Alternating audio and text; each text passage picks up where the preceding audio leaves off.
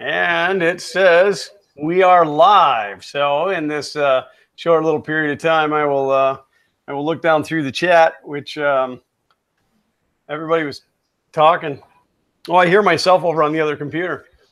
It looks like we are here. I think. Yeah. Mayan Misfit was here. I don't know if he's still here. He was here a couple hours ago. Robbie Mack is claiming first, but I had already taken that spot. Tony Ryan, Firefly girl plays one Firefly. So this must be somebody you know from school. Chris Riley is in the house. 3D Medic Vince is here. Antonio Nunez. Uncle Ron. And Uncle Ron says fun in the country basement. I bet that isn't legal in 40% of the states. And I'm sure it can't be in Florida. They don't have basements. Actually, we do. Just not many. Patrick Yee, who I will butcher his last name if I say it, is here.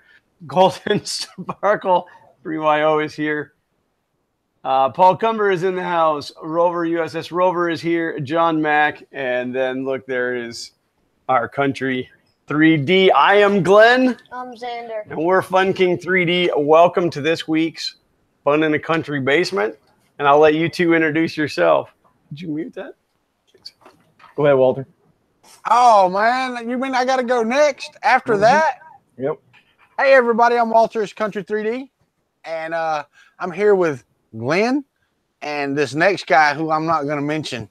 He who shall not be named is, you know, the god of 3D printing is next. Thing is next. And he is now.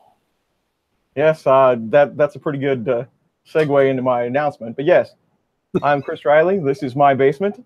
And we're going to hang out with these guys and talk about what we do best, 3D printing. Oh, we have to talk about 3D printing? I thought this was where we just came and talked about whatever we wanted to. Wait, that's my show where we talk about whatever we want. 3D printing.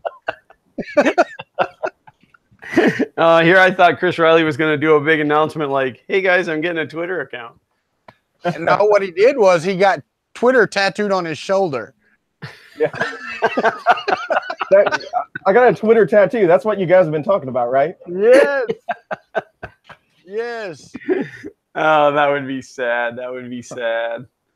So I tell you what, this 9-hour cup is taking longer than it should. I don't know. It's been going for 6 hours. For a cup? For a cup. This thing is large. Very, very large. Yeah, but it's empty in the middle. Yeah, but it's very large. And the walls are thick. They're like 3 millimeters thick. Huh. I'm gonna drink out of this. You hope. What do you mean I hope? You hope I sure made sure it was manifold. Make sure it's watertight. Well, it better be coffee tight. Randy Pineda. So, Chris, yep. You've been hiding on YouTube, man. I have. Work killing you or what? Yeah, they do their best. I have started to record videos again, and I have 2 done. So they will roll coming up here shortly. I'm not sure exactly when the first day is going to be. I got kind of I've got an idea for a video that's going to be like the "Hey, I'm back" type of video, which will be very interesting. And I think I'm going to record that either tomorrow or Tuesday. So whenever I get that done and edited, then we'll start rolling for the year. The plan is I will have 92 videos in between now and next summer. Wow, that's we're in trouble, bud. He's starting to make videos again. There goes our viewership. Yeah, that's a big commitment. Yep. I have scheduled videos and live streams, not just videos. So live streams take up a good section of that. But I have videos planned for 32 weeks, I think. And that's just stuff that and then there's stuff that comes in where I have to move the videos to get that video in. So things have been good for ideas and content. So I'm kind of excited to get back, ready to go and making stuff again. So Well, Xander's had he's had the last couple of Saturdays off from filming, so he's rip roaring and ready to get back into it too. Hey, I just got a great Twitter DM that, and I announced it the last couple of days, but I just got confirmation that we will have the Broken Nerd on Wednesday at 6 p.m. We will have an interview with the Broken Nerd. Broken Nerd, who is that? No, I'm just kidding. He will be on here Wednesday. His tweets make me angry that he has that much talent and I don't have any of it. Dude, he's got more talent in his little pinky than I've ever had in my body. It is amazing the stuff that he does. But don't tell him I said that. I hear you. Wasn't he supposed to be at IRF? I thought I had heard a rumor that he was going to be there, and then I don't know. I don't know. I might be wrong. I don't know what I'm talking about half the time anyway. I also heard that other guy was going too. That the Happy Extruder guy. I heard he was going too. Yeah. Well, I'm hoping that that he's planning on going to Orlando Maker Faire. Which, speaking of anybody that's in the area, I kept saying it was November 3rd, but it's not. It's the next weekend. It's November 10th, and I don't know if I was wrong or if they changed it. But well, hey, that might open the door for me. Yeah. My brother from another mother is in the chat, and he's kind enough to say it's Fart King 40. Hello, James. Did y'all see my tweet? I know Chris didn't. Chris, you didn't see. Did you see my pictures I posted of Ricky Tanner's truck that Roy Holly printed? No. I've got to pull that up, Glenn. I've got to share my screen for that because that I don't know if you saw it or not, Glenn. I did. I won't give it away. What's that? I said I won't give it away, but I did see it. Yeah, that to me was friggin' awesome. I'm gonna pull it up and I'll share my screen so that you can see it. Let me go to my tweets media. There it is. Let me find it. There it is, right there. Let me pull this around. Well, I get to share my screen and I can pick the screen, right? Oh, come here. Yeah, I think when you click on it, you can choose to share it. I'm gonna punch you up so that you're stuck on. Okay. Hey, Chris, check these out, man. This is Ricky Tanner's truck that Roy Holly printed. Look at that. Can you see that? Nope. Still on your camera. No, we're just looking at you. Wait, I got to hit share. There we go. Is that better? Wow. Look at that. Both sides. And that's a multi-layer Gator logo like I did the one I had up top. I mean, look at that. That is awesome. He did the inside too. Check that out. Look at that. I could not believe that was friggin' awesome, man. I mean, that was, done by Ricky Tanner. It was modeled by Ricky Tanner and then printed by Roy Holly. That's awesome. That had to have taken some time to print that. No doubt. Paul Cumber's here. Hey, Paul, how you doing? Uncle Ron mentioned my tabletop. Yes, I have a new tabletop. Wish I had room for a table. Well, you could get rid of some of that junk in that room. No joke, man. It is a mess in here. I mean, complete. I do the mail thing segments, and I throw the mail over in the corner, and then like once a week I'll go clean it up, and I hadn't cleaned it up in like 2.5 weeks. Yeah, I came up today and moved some stuff around. It was getting to the point where I couldn't see my workbench. Like you guys can see this much of it, but like just off to this side, there was a huge pile of stuff. I can imagine. Remember, I've been in your house. I know what your area looks like. I know the camera goes from wall to wall, and I know what's on the other sides of those. Yeah, this wall right here goes literally edge to edge and any further, and it's just like junky chaos. Well, everything that was here from my computer business, I just pushed over there on the floor and said, I'll get to it later. And I will. Later. I'm just pushing around piles basically now. I just keep pushing it further back. I guess I'm still punched up on Kuntry. You don't got to look at Walter all that much. Leaving me on there? There we go. Oh yeah, somebody said still locked on. You guys don't like looking at Walter? Heck no, they look at me for 2 hours like every day. Yeah, Xander and I are still working on the Trunks X1. Is that what that is? Yeah. What kind of board is that? I forget what they call this. Is that a melt tea? Yep. Yeah, maybe that's what it is.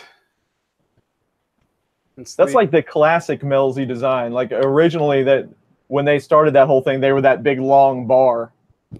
Yeah. I had that show the other day that I was hoping that everybody would like discuss what type of boards they'd work with. I got like 3 people said I work with this, and this, and that was the end of that. Yeah, well, you seen that I finally reached out to Twitter to get opinion on the Duet versus the Einzee board, and the Duet is killing it by a landslide. Well, and it's got to though, Glenn, because the Einzee's 8-bit. But for what I'm doing, that doesn't really matter. I know it doesn't, but I don't think anybody wants to stay 8-bit. They want to move. Everybody wants to move 32-bit, no matter what you're doing. The Einzee's probably about the top of the line 8-bit board you can get. Yeah, I just I was really looking for more feedback as far as like go with the Duet because it's better. Blah blah blah. I was gonna say XYZ, but that could have been taken the wrong way. But I wanted somebody to say, well, with the 32-bit board, you could whatever better than you could with the 8-bit board. So and I don't know. It's possible in the coming future that maybe something on the 8-bit board wouldn't be good enough. But I guess it's really going to come down to whatever I can get a better deal on. Well, the thing is, you will get 256-bit or 256 micro stepping on the 32-bit Duet. Yeah, well, and then the Maestro board. I don't know if you've gone and looked at that Maestro board, but a couple people mentioned that, and I went to check it out. Which I guess it's not a Kickstarter, but it's something similar to that. But that board's got some potential too. As long as you have the right driver, even on the Einzee, like Einzee's 20 has a 2130 on it, you're still going to get 256 interpolation. Oh, is it? Yeah. It kills me that off the top of your head what driver's on what board because I have to go look, and then 10 minutes I have to go look again. What is Duet? 2280? 2660s. 2660s on the Duet, yeah. Yeah, I didn't know that. I didn't know the 8-bits could handle the 256. Yeah, yeah. As long as the driver's capable. Okay. Yeah, I mean, am I incorrect in thinking that the whole thing with the 8-bit versus 32-bit is really going to come down to, well, in essence, how smart the board is? I mean, I know everybody says, oh, for Delta, the 32-bit is super, super important because of all the math that it does. I mean, where's that 32-bit going to really, really kick in? I mean, it's, for lack of better terms, it's still a Cartesian printer. Right. So, yeah, it is. Yeah, and there's probably a million different takes on this, but so that 32-bit processor versus 8-bit processor, it's exactly the same as you would think of it for anything else. You go to 32-bit so that you can computate lines of G code faster. So if you want to go faster, you're going to have more processing power. But that's why everybody says Delta, because Delta can move so fast, but it also has to do that conversion for the Delta movement. So that's when you jump over 8 and go to 32.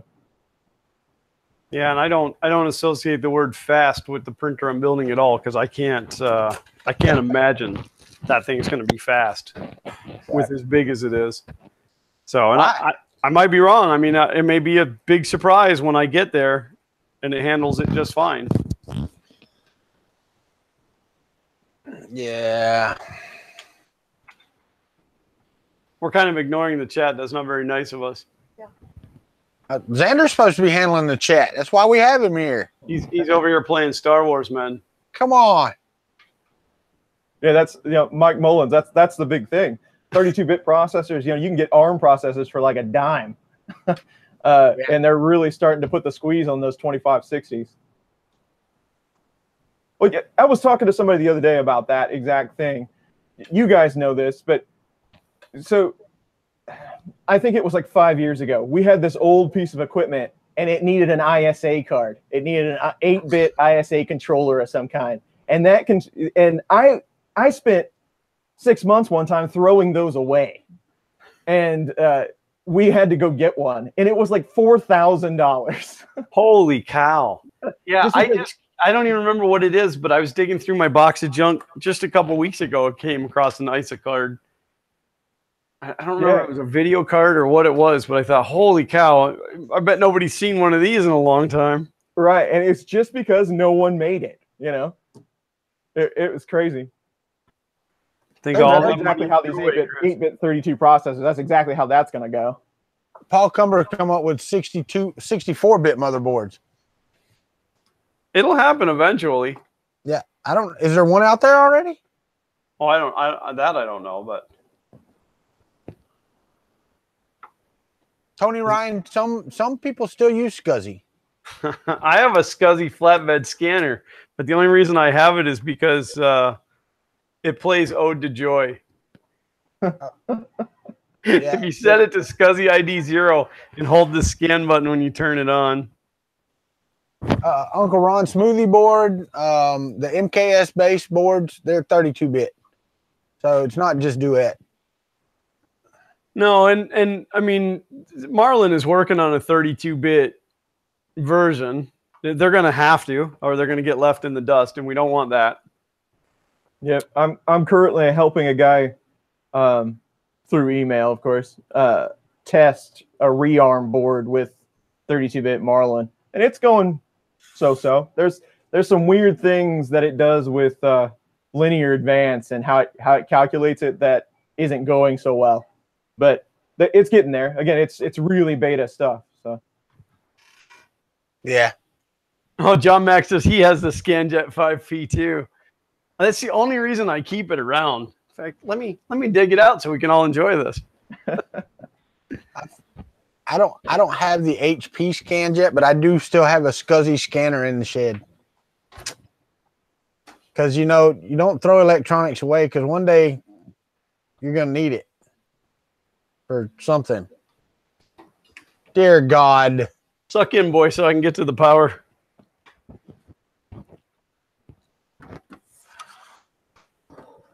This is going to be epic. Is it going to? He's going to put Unless Star I Wars. plug this in and it knocks out the whole thing. Ooh, all right, so you have to have it set to ID 0, and then you hold this green scan button on the front. And you turn it on. Are you going to scan your face? Wow.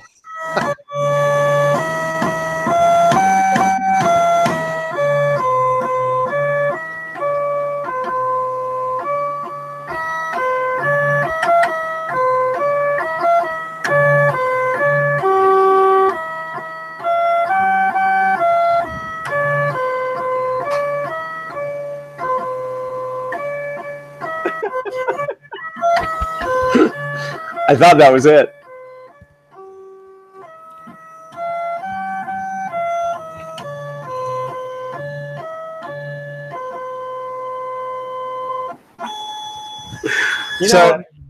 And most people don't know they just played that with the stepper drivers. Oh yeah, absolutely. That's freaking cool, man. That was my mom's. That was my mom's scanner, and a buddy of mine worked for HP, and he told me about it. And so I started doing that, and she'd get so mad at me. You're gonna wear it out. You're gonna wear that scanner out doing that. And so finally, she was ready to give it up, and I'm like, oh, I'm taking that. And I've had that. That thing's got to be 20 years old. The name of that's Ode to Joy, right? Yeah, that's Ode to Joy. Yeah, that's what I thought. Robbie Mac, Summer Games on Commodore 64. I used to have that. I love that game. What do you mean used to? Don't pull that crap out of the shed. I still have my original Commodore 128. I've still got my Atari 2600, but I don't have my Commodore. I've got a 2600 and a VIC 20, both in the same box in the shed. Yeah, I still got a 2600. Yeah. I don't know if it still works. I doubt it still works. I mean, the humidity here, it's been in a shed, you know, in just open Florida weather. Yeah. Yeah. Yeah, I got rid of my 2600 a long time ago, and I'm sad. Yeah. You know the only game system I missed that I got rid of? The only one, because I've had a lot of them, and I never play games. But the only one I'm sad I got rid of was my Dreamcast. I wish I had my Dreamcast still. That was a badass system. I never had Xander, but that was BA. It was ahead of its time. It really was. Those commercials, though, man, it's thinking. It was friggin' awesome. All right, I'm gonna mute my mic so I can step over here and grab a printer. I'll be right back. All right. I'm going to mute my mic just so that Walter's by himself. Okay, I don't mind that. I do it for quite a bit of time, all the time. And they leave me alone in the chat, and I'm sitting here going, what are you doing? Paul Cumber says PS2. James, PS2. yes. James, yes. That's just a yes. And I'm not even going to go, no, James, don't. Yes. Yes. If you have an extra, abso-friggin-lutely. I still have games for it. I didn't get rid of the game. I just got rid of the console. And you know what? I traded it for an Xbox because I thought the Xbox was going to be cooler. And then when I looked at the plugs for the Xbox, I was like, this is a Dreamcast controller. They stole everything from the Dreamcast to make the original Xbox.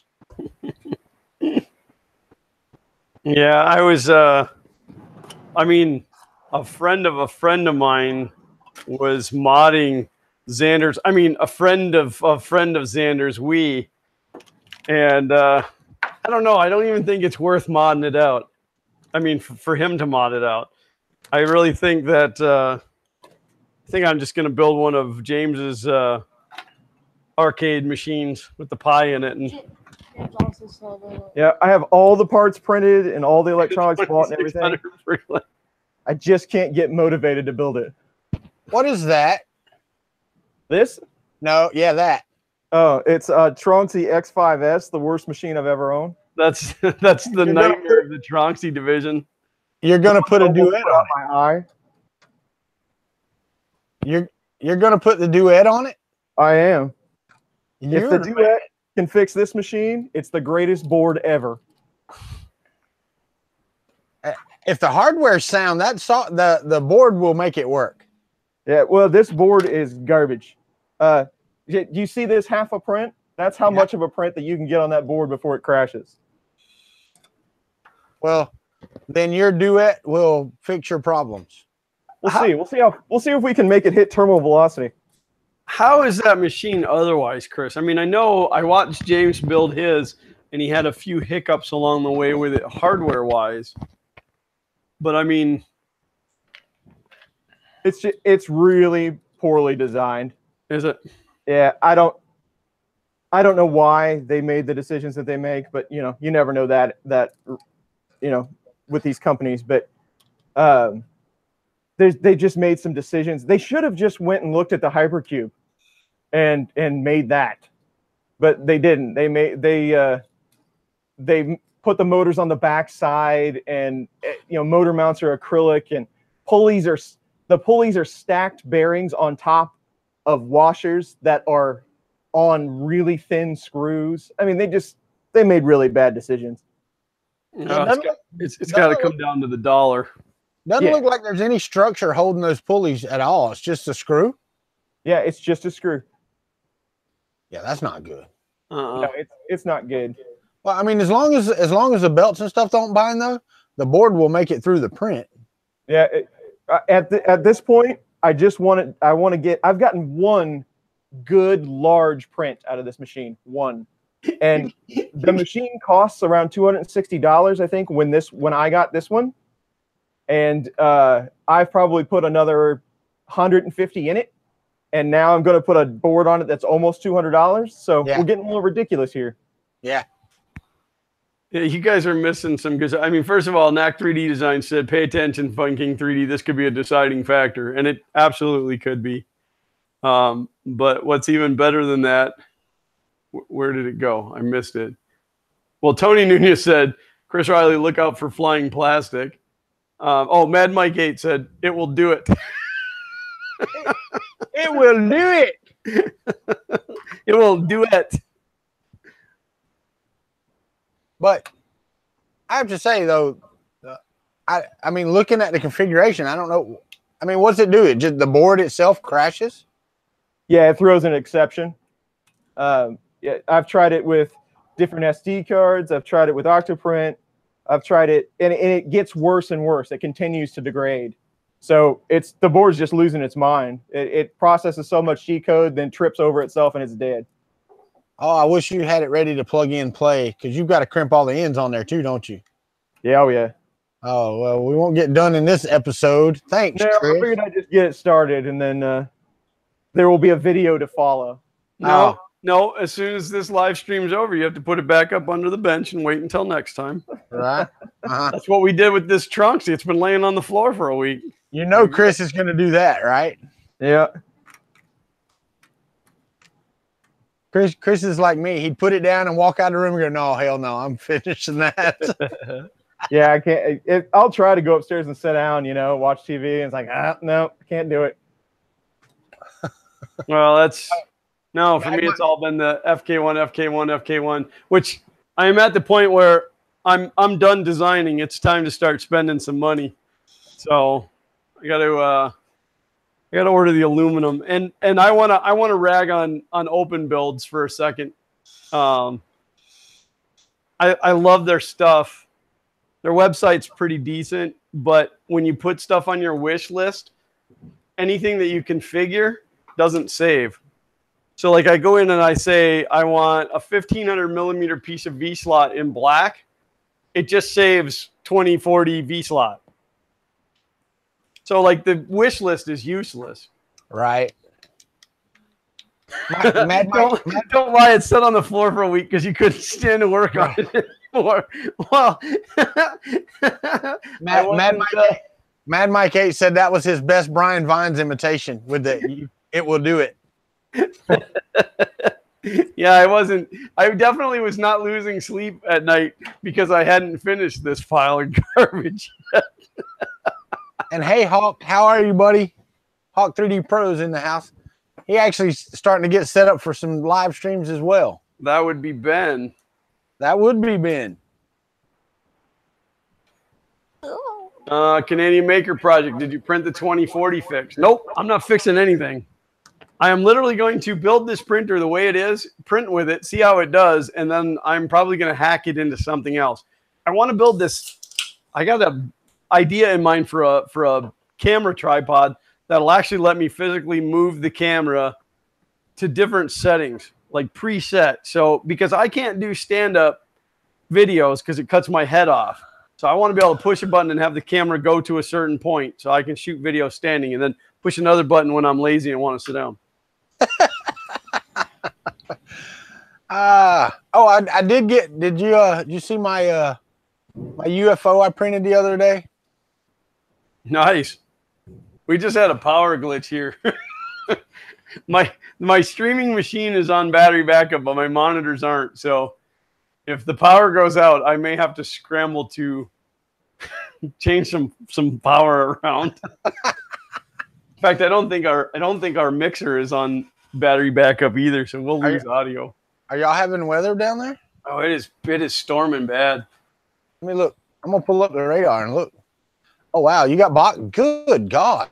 No, Uncle Ron, that is Coke Zero, brother. I can't do regular Coke. You know that. Yeah, no, it is kind of nasty down there, man.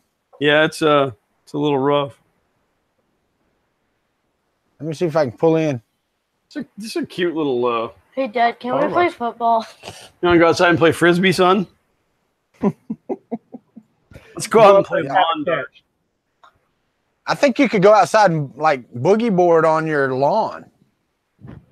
We actually not we, but I as a youngster did that one time. Our neighborhood flooded, and we were kneeboarding behind my buddy's truck. The roads were so flooded that we tied a tow rope to his truck, and then we used to skimboard in the ditches. Yeah, when it would rain. Yeah, the only downside was if you wiped out, it was pretty painful. Yeah.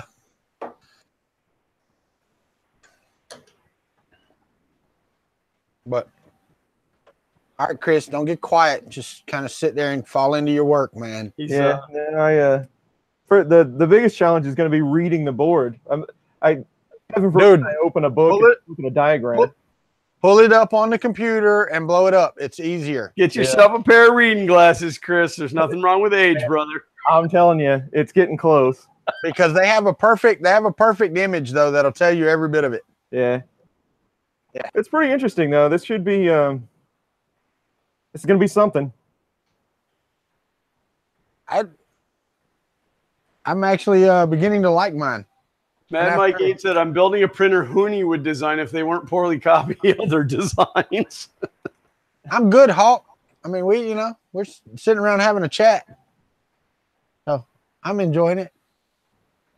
Like all those guys at work, I work with I work in mainframe, so there's a lot of older gentlemen where I work, and half of them will forget they're cheaters. So they're like sharing 3 pairs. I'm going to be in that rotation soon. Hey, you know what? I remember that day. I remember the day I was like, God, I have readers. So I went to Walmart and picked some out. And then 2 years later, I got these on my face. Yep. Yeah. And these are the Invisaligns. These are actually bifocals. The bottoms are readers right along here. It's coming. So, yeah. Which I knew it was coming. Darling for Dollar said, I may want to wire the board before I finish the enclosure. That's probably a good thinking. Why didn't you tell me that 10 minutes ago? Thanks a lot. Gosh. He did say that 10 minutes ago. You've got the chat on ultra slow, I think. What? I don't have a blue arrow. I usually get a blue down arrow if it's too old. No, I get you. Said my eyes are fine, my arms are too short. That's true, Ron. That's true. I ran out of arm. Red light gonna say, "Damn, you're old."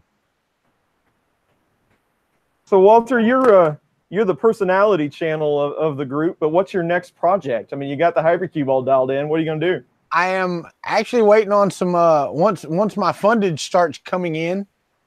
I think the next thing I'm going to do, really and truthfully, because it's been the bane of my existence, is the duet upgrade on the TiVo Little Monster. Oh yeah.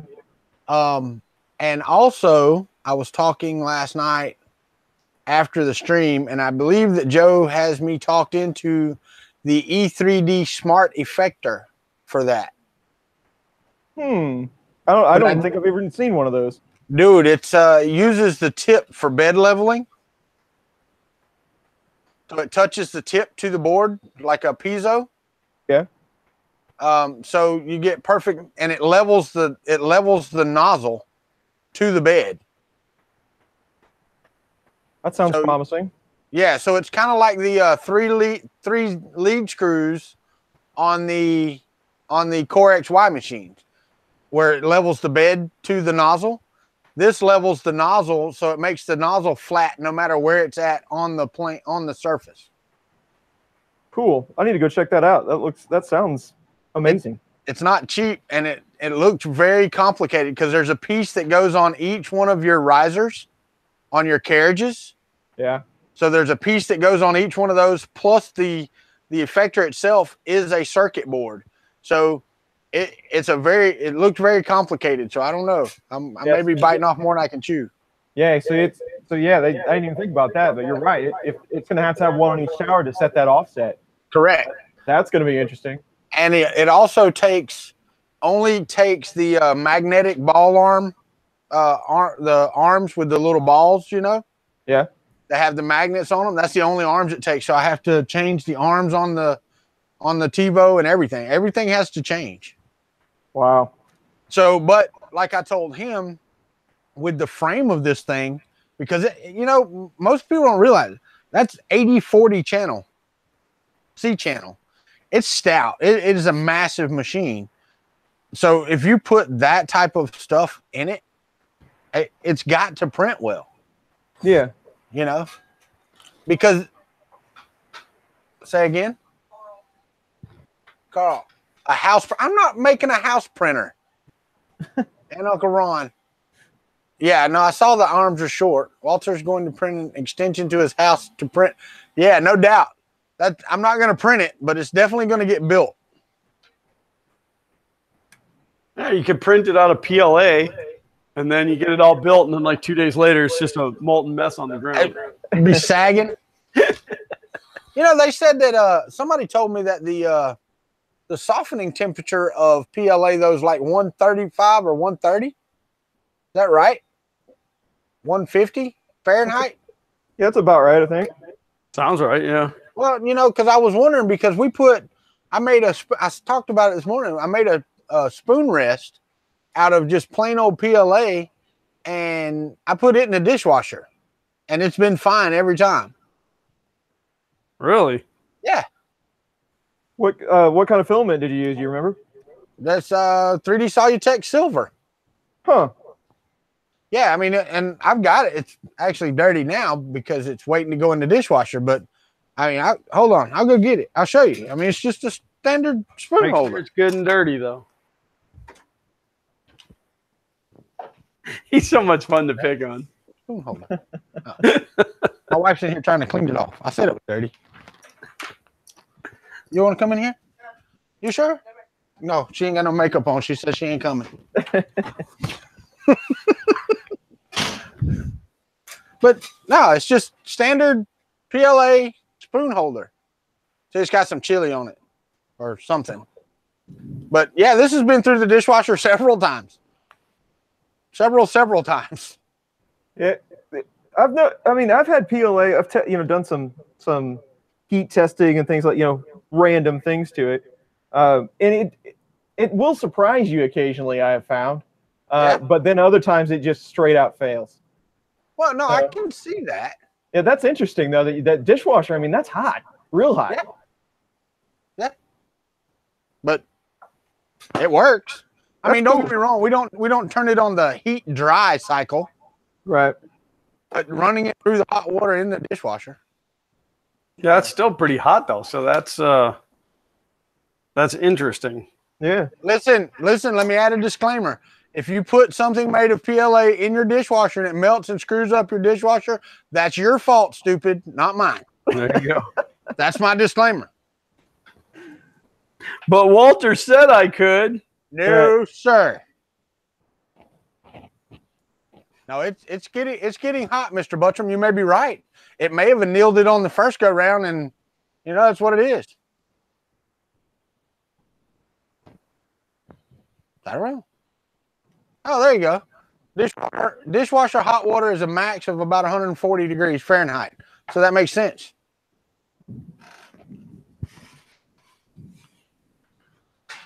Mad Mike's so funny. He did another Brian Vines. Brian Vines is going to be proud of Mad Mike. I tried dropping the soldering iron onto PLA. It melted, but it smelt good. Smelt good. Yeah, smelt. Smelted good. So when is the launch of the Fun King 1? Or do you have a date when you're going to start ordering parts and all that yet? Well, I've actually been ordering parts over the last couple of months, a little here and a little there, trying not to chunk out a big wad of cash. Yeah. But I'm at the point where I've got to order the frame. I've got to order the V-slot extrusion. So I don't know, soon. Hopefully. I know I'm looking forward to it.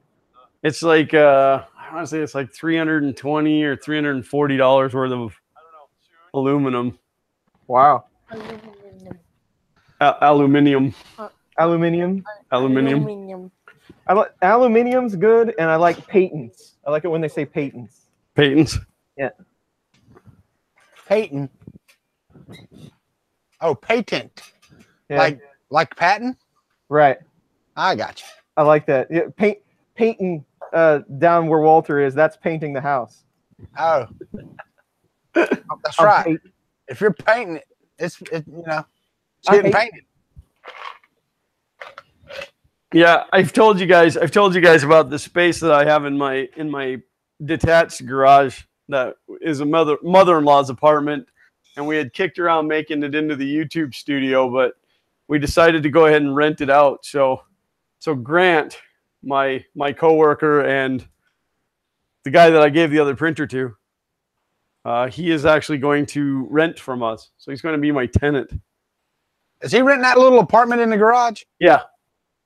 I thought you were turning that into a studio. I think you're just trying to get out of making it a studio. Holy crap. Was my mic off when I just said all that? Yeah. Are you Xander all of a sudden and didn't listen to the thing I just said? I was in the kitchen talking to my wife and taking the spoon rest back. Oh. I missed all of that. That's what I get for not looking at the screen. No, I just came back and I'm like, wait, what? No, I said that we had kicked around the idea of turning it into the studio, but we've decided to rent it to Grant. So how's Grant doing with his 3D printing adventures? He's turned it on. Okay. So he might be watching right now. I don't know, but so I'll only say a little bit of bad stuff about him.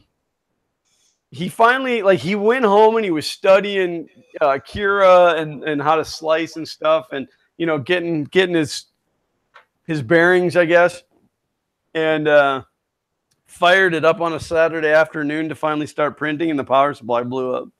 Oh. So he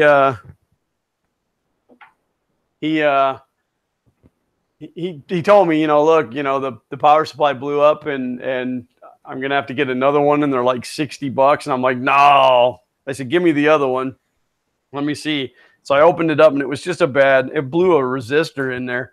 But I don't know if there was more issues, and I was going to have to buy like $15 or $20 worth of components. I couldn't buy just one 2-cent resistor for it. And so I found a power supply for like $15. So I just ordered it and sent it to him, and then he hadn't done anything with it. And I said to him, you got to at least plug it in and make sure it fires up. So while I'm in the return period for the power supply, but that's all the farther he's gotten. Yeah.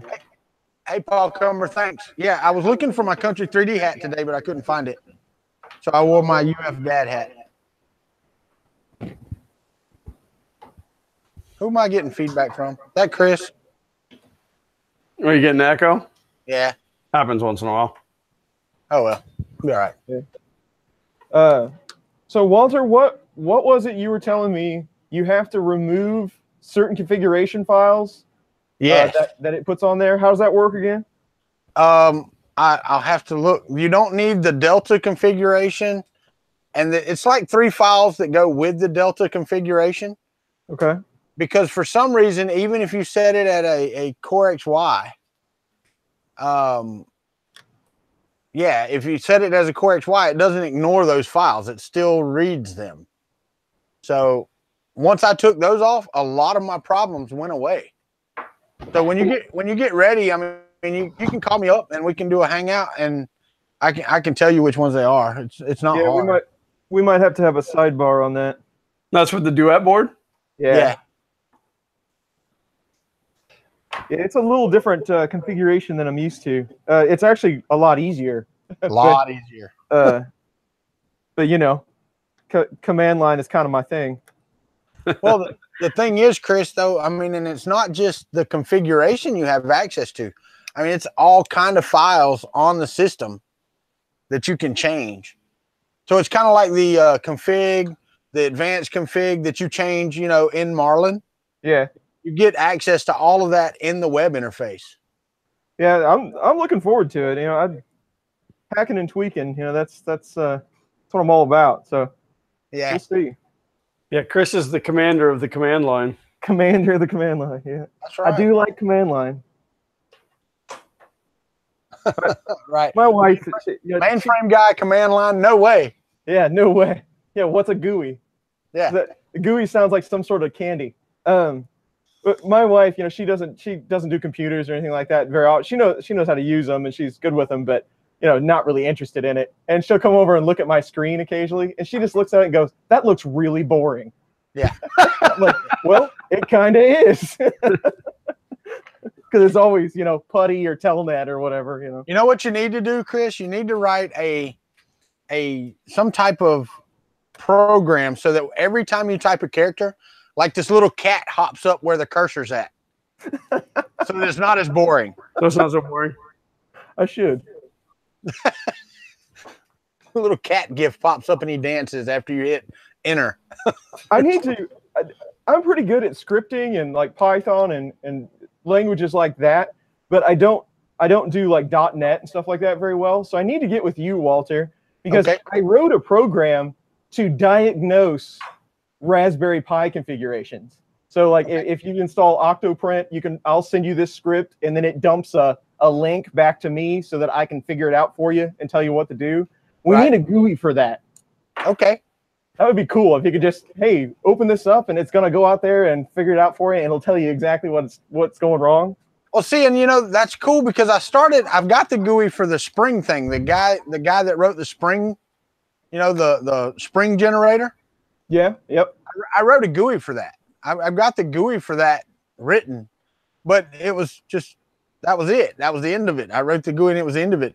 If we can do something and test it, I get excited about it. If it's something that'd to be move cool. along. Like, yeah, because I got all the code done of what it does. I just need a slick interface to use it. Is it command line stuff that returns things? Yeah. We can put whatever in to return it. I mean, yeah. That'd be neat. If we get some time for a side project, I think we ought to look at that. What's the size of that printer, Chris? This thing, 200 by 200 by 200. Yeah, just like every other printer. 330, 330, 400. 330, 330, 400. Which is not very impressive for as big as that thing is. Oh, it's a monster. It's a hell of a lot bigger than my Hypercube, and my Hypercube is friggin' big. Yeah. No, this I don't know. And I want to do a review on this. It's not necessarily going to be a review. It's going to be a chat about this machine. But it's just, it has been so awful. I hate to say that about any 3D printer, but it really has. It has been so awful. Robbie Mack said, no, 330 by 330 by 50 because it quits. That's true. Right now it's by 50. But we're going to do it. Do it. You're going to do it. You can do it. Did you build that one live on stream, Chris? Yeah, it took 2 streams because the first one, it tried to kill me. Tried to kill you. Yeah, it snapped an acrylic part and it flew back in my face. Oh, somebody mentioned that earlier. Yeah. Somebody mentioned that earlier. They're like, don't let it throw plastic at you. Yep. Now, question, do you have the crimpers for the Duet crimps? I do. You do? No, I do not. I don't have these. Yeah, you're going to have to use needle nose pliers like I did. Well, no, maybe I do. I tried. I tried using the standard JST crimpers, and it just doesn't quite grab like you would think it would. I don't know. I'll have to try it out then, because they're just a little bit bigger than the DuPonts that I usually use. And if I go with a Duet board, I got to buy a special crimper too. No, I didn't. I did all of mine with needle nose pliers. You just get it on the wire and put it in your teeth, clamp down on it. It'd be fine. They'll hold the standard, the little black connectors that come on there. Yeah. So you should be fine with what you have, maybe. I don't know what connectors you got. You got JSTs, DuPonts, or the Rambo ones, whatever those are. Yeah, they're I don't remember the acronym for they're the white ones with the veins on the back. Oh yeah. That's that's JST, I believe. Hey Chris, Ben asked if you play the drums because he's seen your cymbals back there. Yes. I have spent many years playing the drums. I haven't played recently. I probably am no longer good at it, but yes, I play a few instruments. Yeah, but it doesn't take a lot. The controller is pretty forgiving. If you look at your plugs, they should plug on pretty. Yeah, it looks like pretty much everything. I'll be able to get by. I might have to crimp one or two, but I should be all right, I think. You will your sensors because they're backwards. If you go look at the picture on the plug-in, the voltage is in the middle, I think. Okay. That's good to know. Voltage is in the middle, sensors on the I can't remember. It's if you're facing it with all your motors on the bottom, I believe the sensors on the right, the voltage is in the middle and the ground's on the left. Yeah, you're right. It's 3 in the middle and sensor on the side. Gotcha. Yeah. Interesting. Yeah. So you'll have to change those around, but if your plugs will fit, you can just pop them out and swap them. Yeah. Yeah, I think looks like most everything will be good. So I think we're all right. No, the question is which one's part cooling fan and which one's a hot end fan? No. You can set 0, 1, and 2. You can actually set them. Oh, okay.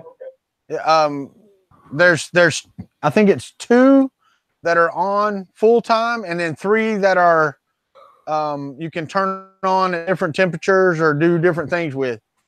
Okay. So you get to set like 0 to be your hot end fan, and then 1 to be your cooling fan or whatever. Excellent. What type of are you going to do bed leveling on this or? No, I'll just do it manual. Okay.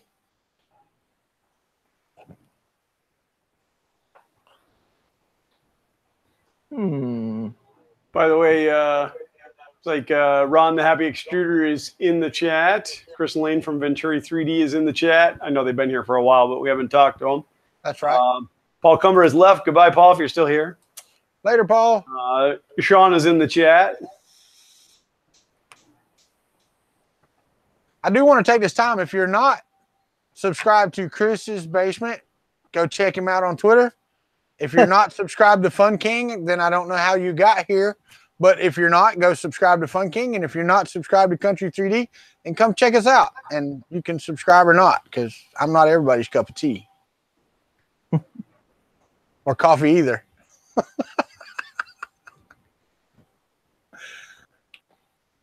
I have to say, man, Country Club is always cool, man. They're a cool group of guys. Chris, what did you think of the graphic for the stream? I like it. I like the whole fun in the country basement. I dig that. I like that. I even grabbed it and I put it on the last stream we did out there, so that I updated the thumbnail for that one. Sweet. So, yeah. That was my thought process. I want to thank Robbie Mack, because basically I said, hey, we're doing fun in the country basement. Make me a graphic. and like, I think it was like 2 hours. He sent those first 2 back. And I was like, come on, man. Really? I told you to take your time. Don't. And I looked at it and I'm like, oh yeah, that rocks. Take your time, but please do it immediately. Yeah. Right. And then Glenn found some stuff. I mean, the turnaround time was great for that. So, I mean, thanks, Robbie Mack. I appreciate it. I even got a comment from somebody, because I showed it on the screen this morning, and I think it was Scalda, and I think y'all all know Scalda. Yep. He was like, "That's brilliant. It's a brilliant, fusing of our 3 logos," and the way he came up with that was pretty freaking cool. Robbie Mack does some really fine work. I'm very impressed. I wish he did all my stuff. Hold on, I'm getting there. Well, in fairness, he did rip off my idea of putting the Fun King head on Chris Riley's basement. Wait. Hold on. Robbie Mack asked why I was not being productive. Hold on. I'm still printing a cup, Robbie Mack. It's still being productive. I dropped two nuts down on the floor. I don't know where they went. Yeah. And y'all didn't see it, but he wanted to do a face picture of Fun King's head with my beard and Chris's ponytail. So a bald-headed, goatee, ponytailed guy that was a mashup of all of our faces. I'm like, dude, and we talked about the in the Discord, we talked about those programs that let you take the parents and see what their kids are going to look like. I was like, that would be an ugly youngin.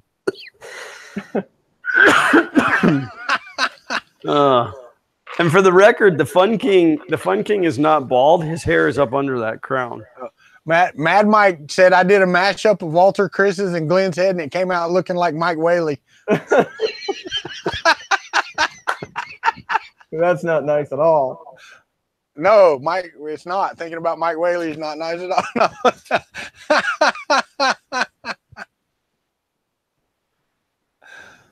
Woo. I love Mike Whaley, though. He's fun. He's fun. 3D Print Llama, that mug is at, what does it say? It says it's at, let me pull up the website for the duet so I can see the exact percentage. Chris is going to hate that. He's going to hate that. 53.4%. It's been printing for 6 hours and 4 minutes. You're going to hate that duet, the whole duet Wi-Fi thing. Oh, I can just feel it now. Now, did you get a panel do with it, or are you just going to do it straight Wi-Fi? Just straight Wi-Fi. I never touch control screens, so it's really cool. I really want one, Yeah. but I know that I'd set it up and then never touch it again. Yeah, no, I get you. I get you. The only thing is, it's good. Like when I went to Earth, you know, I can do all the commands right there because it's got a console on it. Yeah. You know, so you can do that. No, definitely. I mean, if I was toting it around, I'd definitely have to have one. They're really neat. Scalda did make it in here. He heard me talking about him. That's what it was. I was talking about you, Scalda.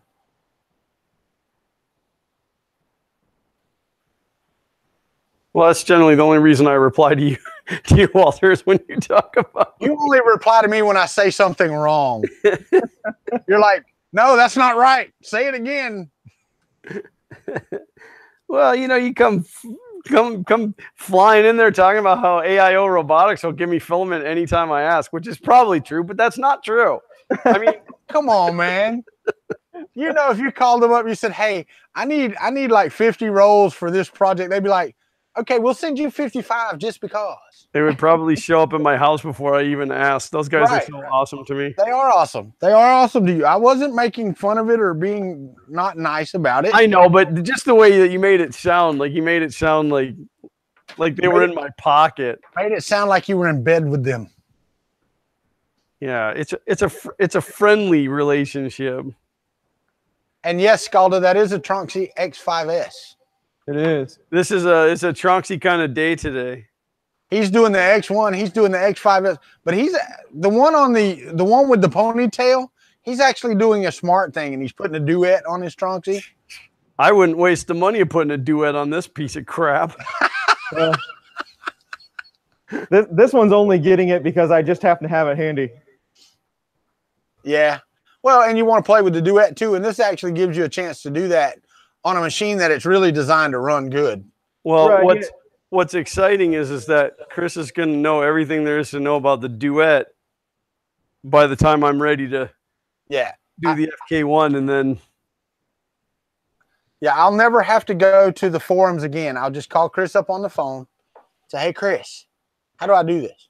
That's right. Well, and there's some truth to that, because I would like to be able to give you an honest, educated view about both side by side. Right. Ramps and MKS and INC and Rambo and Mini Rambo. I know all those really well, but I don't really know anything about this or Smoothie or anything like that. So I know a little bit about SMT32, but so I would like to be able to give you a logical reason one way or the other. So well, I thought the MKS base actually ran the SmoothieWare. Some of them might, because this board that I got up here, it's a King print MKS 1.4, or something like that, and it runs the SmoothieWare on it. Huh. Okay, you guys stop talking for a minute so I can talk about the FK1. Go right ahead. Chris Lane had said, what are you breaking now? It looks like the printer you were breaking last week, and that is true. It is still the same. It's been sitting on the floor the whole week. And And then Ben Hawk 3D Proto asked, will I be selling the printer that I'm making? Which my intentions with that is no, unless somebody comes to me and offers me a big fat check with, or a suitcase full of money, or a bag with the $sign on it, full of money. That'd be fine too. Then I would sell it. But otherwise, no, I'm going to release it to the public so that everybody can build one. I just think it would be so much cooler to see my design being built by lots of people. So are we gonna run this 2 hours, or are we going for an hour or hour and a half? We're still talking. It's only supposed to be an hour. Chris, it's on you, buddy. Hey, then I'm here. I'll be here when the camera goes off. So okay, because we put this at 3 o'clock because it was your schedule we had to work around. I do appreciate that, by the way. It's fine. Hey, but here's the thing. Me and Glenn did talk about this. Wait, first let me say, Scalda, I'm printing a cup still. So leave me alone. I'm doing something besides just sitting here running my mouth. Very little, but I am doing something. We did talk about it, Glenn and I. And we would like, or I would like to do it every Sunday. He would like to do it every Sunday, but we know we can't all be here every Sunday. Okay. So we figured that, we talked about it. I'm going to say we figured because, that would be like, we voted your ass out. But we talked about if 2 of us can make it, then we'll do the show and we could bring somebody else on. Because we had like a substitute. Right. Because, we had talked about bringing on somebody else every now and again anyway, just to hang out with us. Yeah. So what do you think of that? So if it's you and Glenn, or if it's me and Glenn, or, Glenn and Xander, because I know Glenn would do that. He's like, well, there's 2 of us here. Well, it's funny because like I think about way back when I started all of this adventure a year ago. Anytime that, and I still get anxiety anytime that I punch the go live button. Anytime I'm going to do a live stream and I push that go live button, there's always anxiety that something's going to go wrong. And not that it matters to me. If it goes wrong, we just figure it out. We just limp through it. But when you're doing a group, like even the Friday night 3D printing channel hangout, if you're in there by yourself and you're waiting for people to show up and you think, oh my God, I mean, there's been weeks where the stream has started with only the host. Right. And it's like, it's almost a little scary, but then you think about it, it's like, who cares? We live stream by ourselves all the time anyway. So it wouldn't really matter. Yeah. It bothers me every time I hit the go live button too. Yeah. Well, the anxiety builds, you're just like, all right, what's going to go wrong? What's going to go wrong? I am so anxious and so worried about it every time. Yeah. But you know what?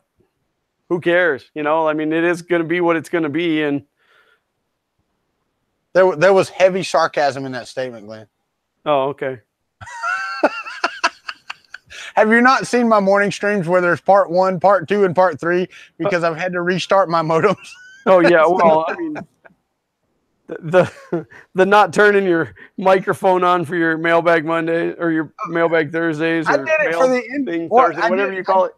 I did it for the intro the other day. I was going to be slick and do one of those, hey, this is Walter from Kuntry 3D, and today we're going to talk about blah, blah, blah, and then do my intro and then do the video, live. So the whole intro is me going.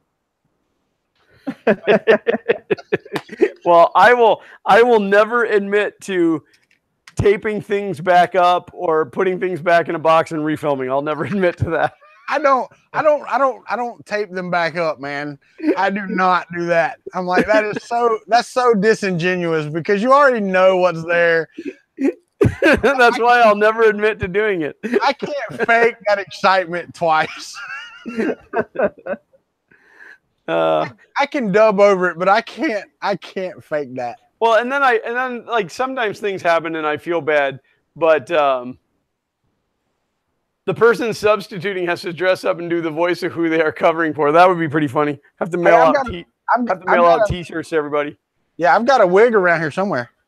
But But no, I did the unboxing of the stuff that I won from Ben Craig. That video came out yesterday, and he had sent me, like, he said that he forgot to put a letter in the box when he mailed it, and so he DM'd it to me on Twitter, and I had seen it, but I hadn't read it, and then I forgot that it was there, and I felt bad afterwards, but you know, whatever.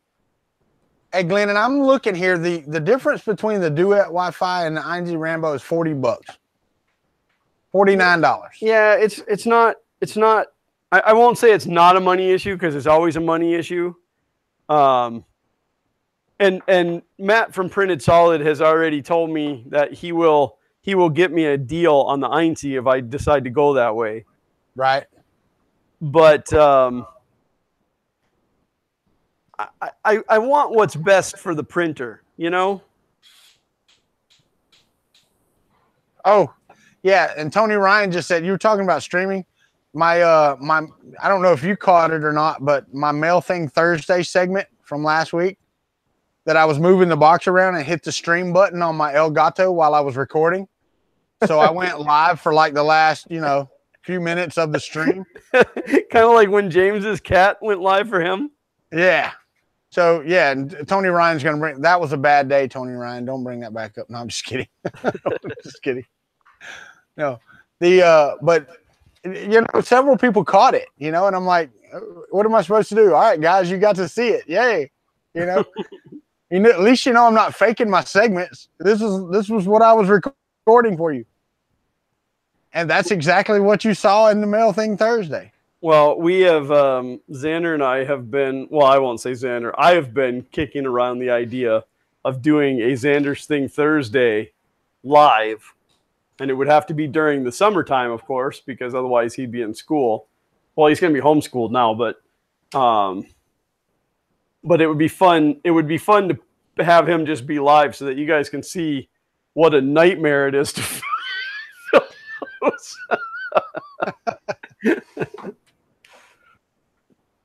All right, I have to say, out of this whole entire printer, this control box is the coolest part. Is it the easiest part? No, the whole slotted screws into the acrylic suck, just like the A9. I think the acrylic was the easiest part.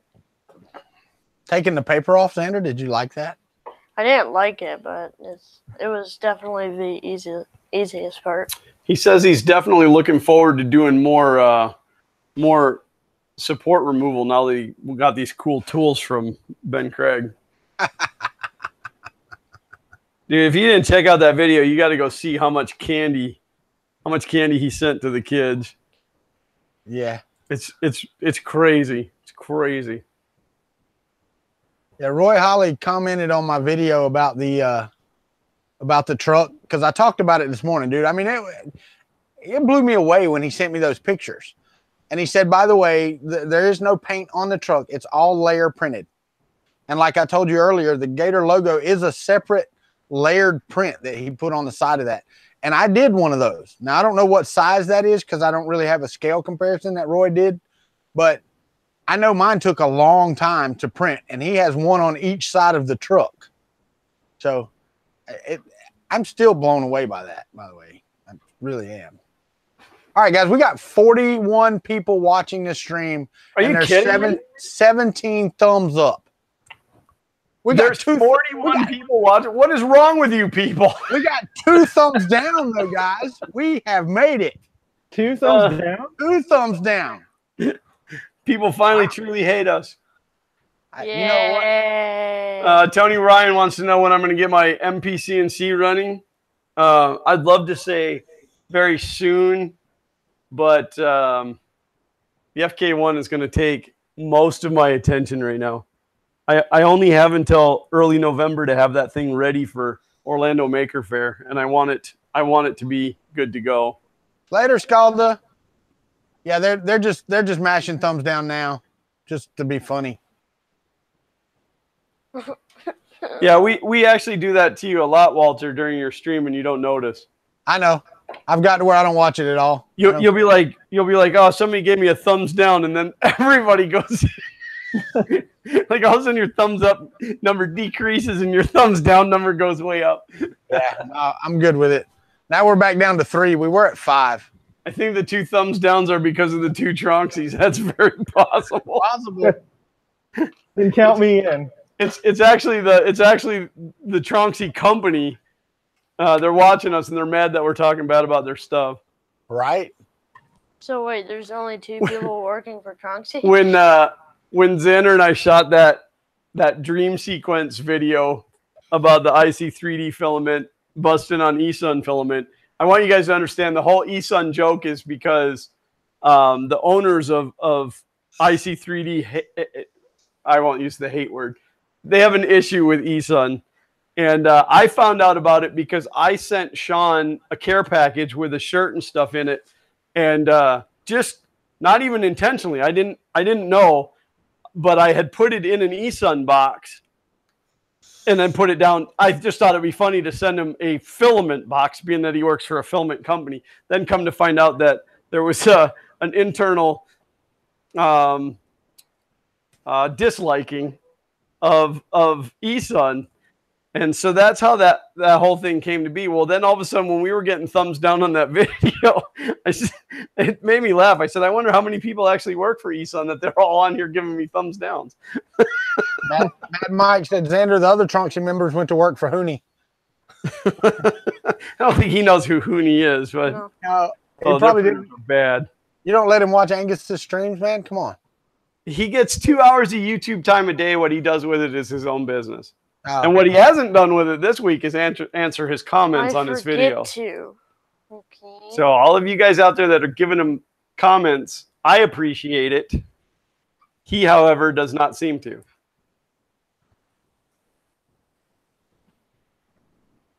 Answering doing, YouTube Chris? comments is overrated. Are you What's plugged that? in and ready to go? Chris, What do you got, Walter? are you plugged in and ready to go? Yeah, it doesn't like my redirect page for some reason. I don't know if I got something configured wrong or what. But Your redirect page. yeah, when you go in and hit Wi-Fi, and then you set it up and it connects to the network. As soon as I jump off of the cable and try to get the web interface to come up, it says bad redirect. Oh. So what you Like got to something- fix? So you got to fix something in your router? I'm not sure because it works fine on the cable. So yeah, Chris, maybe it just doesn't like it on the network. Do you need some support for your network? Do you need a network guy? Yeah, that's what I need. Another network guy. You want to call the Geek Squad? Jeez. Oh, that is a low blow right there. Man, that's a funny story though, because so I work for a pretty large corporation, and my laptop at work is pretty much useless, right? I mean, they have just locked it down, so I can't do anything anymore, right? I can't even use USB or anything like that anymore. Wow. And if I want to do something, I have to call help desk, and they have to get in there with the magic password and change it, and then I can go about my business. And I was on the phone with him. I was trying to work from here. I was on the phone with him, and my wife looks over. She said, "Who are you talking to?" I said, "Help desk." She said, "You call the help desk?" I'm like, "Oh, that felt terrible." I know. We have to too. We have to too on ours, and ours has a. I don't know about yours, but the hard drives on ours are encrypted. Yeah. So, like when you log in, it uses the Symantec encryption that logs in. You have to have a password for encryption and all that.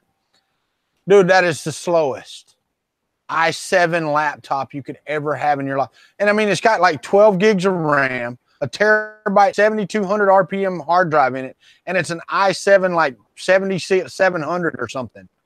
Yeah. And it is so slow. Yeah, my laptop, the hardware on my laptop is amazing, but Yeah. they just totally trash it with the software they put on it. Yeah, no doubt. No doubt. It's crazy, Joe Paddock, he feels my pain. right?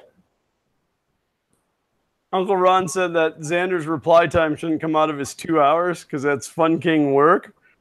But the problem is his devices are set up for he only gets 2 hours. And it used to be 1 hour, but when the Fun King thing came about, he got another hour. So technically, he gets 1 hour of free time and 1 hour of Fun King time. I got you. So he's cheating the system's what he's doing. Just wait till he's a teenager, and then the Fun King is going to kind of run together, and he's going to be using his Fun King time. Well, he's using his Fun King time now. It's going to be like a run together word, though, Dad. Oh, when he's a teenager. All right, don't ruin my family friendly channel. I hear you. That's why I said Fun King. Yeah, Chris missed the whole big thing that was on Twitter this week about that movie trailer. What happened? I'll have to email to you because it's not a conversation that I've had with Xander yet. It was hilarious, dude. I laughed so hard. We laughed so hard. You're not on Twitter, are you? Chris, I gotta send that. Somebody send the link in the chat to that video. John Mack, you probably still know where it's at, so that Chris Riley can pull that up and watch that while we're on stream. You have got to watch that while we're here. Just mute your mic while you're watching it.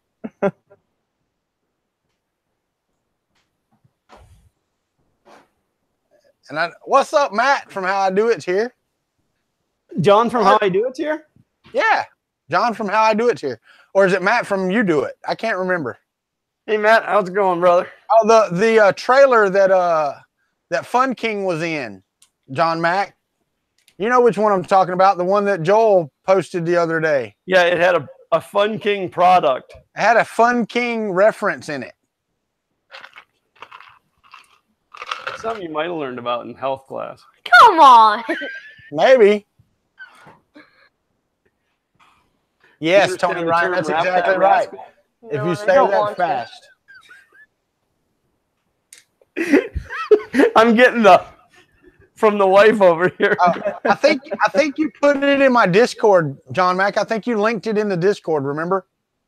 So it should be pretty easy for you to go back and grab it. While we're talking about the topic of movies too, I just want to throw out real quick, and I know that it's a little bit old now, but if you guys haven't seen Daddy's Home 2, that movie was hysterical. Yeah, I saw that. Watched that last night. Sometimes I'm a little late getting to movies, but Sean said Xander got red in the face when you said health class. Oh yeah. So we got this permission slip home, but it was actually like an anti-permission slip. It said on there, if you do not want your child participating, sign this form and send it in. And it was for a health class, but it was like right at the end of the school year. And so we were like, this is weird. Why would they do this now? You know, why would they do it at the end of the year or whatever? And so Xander was like, please don't sign it, or please sign it and send it back. Tell them I can't do it. I can't do it. And so, of course, you know, we didn't, and we made him take the health class. And so he gets in the car at the end of the day, and Priscilla said, how was your day? And he goes, well, first it was good, and then it wasn't. Right.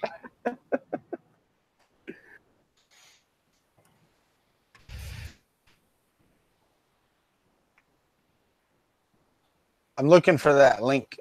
I thought he posted it in Discord, but I don't see it in Discord either. Well, I can find it and email it to him in a bit. Yeah, I can catch up with it after the stream. Yeah, I mean, I just wanted to see your reaction. Because I mean, the movie itself does not look even remotely entertaining to me. No. Wait, But, so it's going to be a real movie? Oh yeah. Oh, yeah, it's a real movie. It's just a teenage angst or something movie, and it just didn't seem to be funny to me. But no, I don't know. Hey, I figured out why it wasn't working. It really helps if you don't bump the SD card and eject it. And yeah, that does help. Then you can actually, log on to it. It's amazing. Yeah. So you should be on it now, right? Yeah, I got the GUI, and it says my heater 2 is 2000 C. That's a good sign. That's your sensor's wrong. Your sensor wired wrong? It's on the one I'm not using. I just need to shut it off. I just thought it was funny. It said 2000. Well, that should melt some PLA. Yeah, that'll cook it, won't it? Yeah. Cool.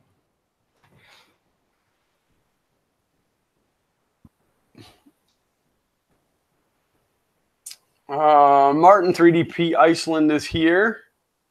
Mike Wiley is here. Yeah. I saw Matt. He had to throw in the not on Twitter. Yes, still not on Twitter. Hello. Not on Twitter, yeah.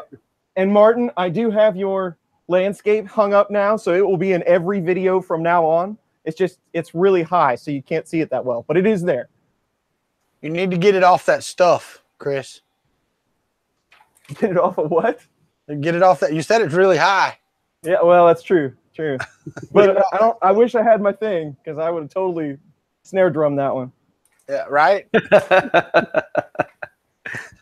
That deserved the wah-wah, not even the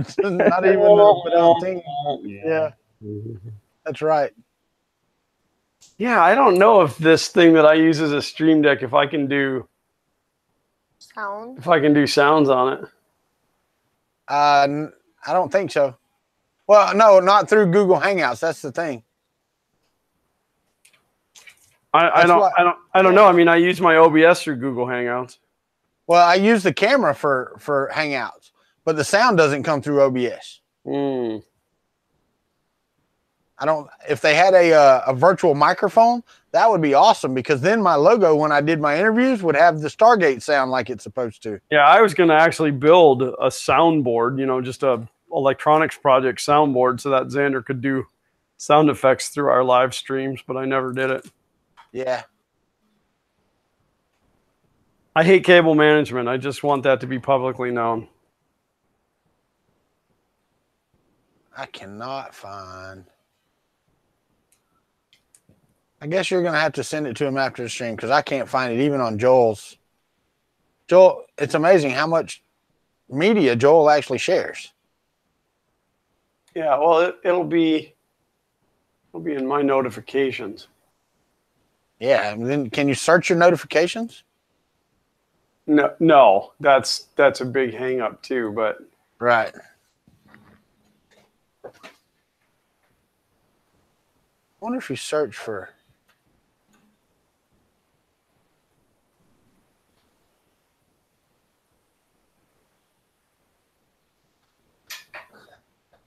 No, and I tried to do a hashtag Fun King, but he didn't tag you that way. No, he tagged me directly. Yeah. I love the fact that he wore my shirt in that video that he did with the melting of the plastic. And then it was even better. It was even better in the After the Five. If you guys don't get his After the Fives, they're pretty funny. But he must have said the word fun 50 times in this After the Five video. And I said, that's absolutely perfect. Wearing my shirt talking about having fun. Right? All right, I'm posting the link to the chat, Chris. I can't guarantee it'll work because YouTube loves to screw up those links. It worked perfectly. Okay. Yeah. All right, Chris, stop what you're doing, mute your mic, and watch. I think it's like in the first 2 minutes. Stop immediately. Yeah, I think it's at like a minute 20. Yeah, it's like a minute 20 in, and you'll see the reference. You're going to laugh. You got to laugh. It's hilarious. I know Glenn about fell over. Now all of this build-up, he's going to watch it and be like, that's the stupidest thing I've ever seen. That's what I did the first time, but then I watched closer, and I'm like, yeah, that's just funny. If it wasn't for the logo and the way it was written and all that, it wouldn't have been as funny, but it was pretty damn funny. Oh, Naked Designs said that it's 27 seconds. Oh, 27 seconds. Well, there's two because there's the one where they're at the hospital as well. Oh, no, I didn't watch that far. I only watched until I saw it the first time, and then I just turned the video off because it really wasn't that interesting. No, it really is not. It does not even remotely look like a good movie. No. I'm sad to be associated with it. If you take that as association. Hey, anytime somebody says my name in a movie trailer. You know what, though, Glenn? If they ever watch your YouTube video, they're going to, You know, they're going to try to get you on copyright infringement. I had it first. Oh. So they stole it. You need to get contact. That's too close to my logo. Take it out of your movie. No, I would never claim. I'd never claim copyright against them because it's not the same thing. But no, honestly, if it ever came down to it, I could prove that I had intellectual rights to it far before they did. You got to remember, I've been using that logo for over 10 years. Well, longer than that, 15 years, because it started with my T-shirt company. Yeah. All right, that's pretty funny. What? Wasn't that funny? Oh yeah, but that didn't use the Fun King. He used the Fun King name, but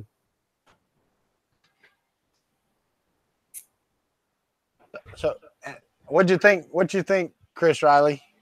It was funny. I like it. I like that. I think we've actually mentioned that before, somewhere, somehow. I don't remember, but I like it. I don't remember either. Did you? So how are you? Are you in your interface for your duet? Yeah, so I'm in the config file. When I reboot the board, it doesn't turn the Wi-Fi module back on, even though I do have the M552S1 in the config file. Let me pull mine up because we can talk about this for sure. Then I actually have something to talk about. Oh, it's because it issues a bunch of commands before that. I probably need to wipe all that out.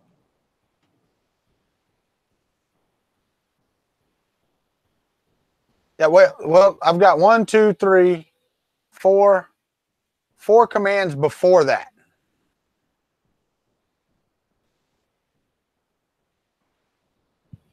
So I got M111, M550, M551, and M540.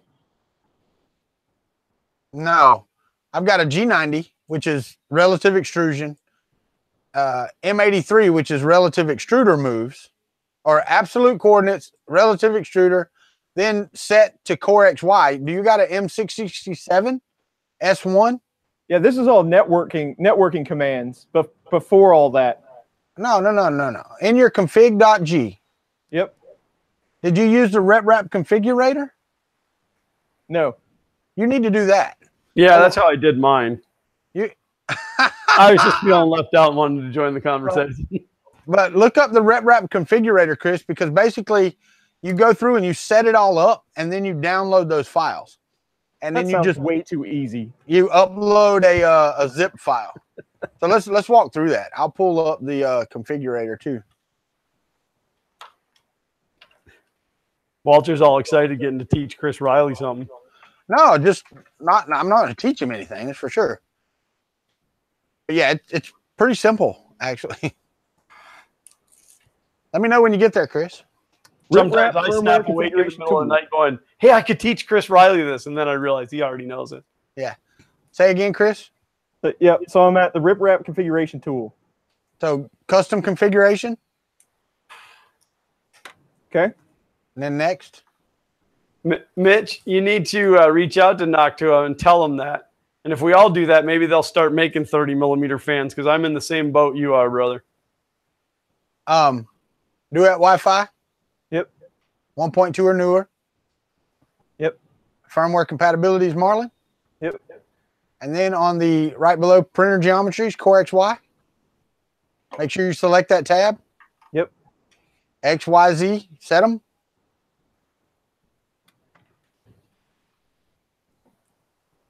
I hate cable management. Yep. Then your motors. Go to next, and you'll go to motors. I know I'm not muted. I can say I hate cable management out loud. Xander just said you weren't muted. All right, so on mine, it's forward with X16 interpolation. Yep. Steps per millimeter, 80, 4,000. Okay. And then, I mean, the rest of it's pretty much set automatically. Number of extruder drives, got one. Yep. Forward, mine is X16 interpolation. Yep. What type of extruder does that have though? Because I don't know. It is MK8. Okay, because mine is not. Mine's the Titan, and mine is set at 420. So, I mean, you can look and see what the default is for an MK8. There's a calculate up here, but it doesn't do the extruder. So yeah, MK8 I always started at 100, so that's fine. I'm just gonna put that in there. okay. Then the reduced motor current automatically when idle. Okay. Yep. The default is 30%. I actually upped mine today because when I take stuff off the bed, the motors will move and it'll get my bed out of whack. Okay, that's a good idea. I upped mine to 60% instead. Well, let's try it. All right. All right. Now your end stops. So you want no Z probe, right? Right. Okay. So your X, Y, and Z end stop. Now you'll have to figure these out. I mean, they're, Yeah. What you got there? You've got the normally closed switches. Yeah, I'm not even sure what those are. You can change all of this in the firmware on the screen. This is just to get you a basic setup. Yeah, and that's fine. I'm just going to set them all to active high for now. Okay, cool. And then your homing speed on first pass and all that stuff. I don't know. I left mine default, so. Yeah, that's fine. End stop location at low end. That's fine. I'll figure all that out later. Okay, yeah, because mine's at low end, at high end, at low end on mine. So. Okay. All right. Then next is heaters. You got one heated bed present. Blah blah blah. Then you set your temperature limits down at the bottom. Yep, that's good. And over on the right, you see your sensor channel. You got a bed thermistor and an E0. Yep. Because I think there's actually, two extruders on here, E0 and E1? Yeah. I'm using E0 for mine, but, Yeah, I am too, so that's good. Okay. Next, tools, you only got one. And unless you want to set an offset, it's just default and go next. Okay. Then compensation. This is your mesh bed leveling. You're not going to do that. Okay. So I would just leave it as default. And then the next one, you name your printer. You set your Wi-Fi access point name, your password, all that stuff right here. Oh. Yeah. I was trying to do it through terminal. There you go, that command line again. Yeah, you can do it. You can do it command line. Hey, Eldon Adams, how are you, buddy? And then once you get that in there, then you've got your fans. And this is what you were talking about with the fans. Like if you want fan 0 to come on at 45 degrees, then you set it that way. I've actually got mine. Fan 0 is my part fan, and fan 1 is my thermostat controlled fan. Gotcha. So however you set them up. Then finish, and it'll give you a place, and you download. So like on fan 1, thermostat control. But how do you make it the part fan? What do you mean? Over, up. Hold on. Let me get back to I got out of it.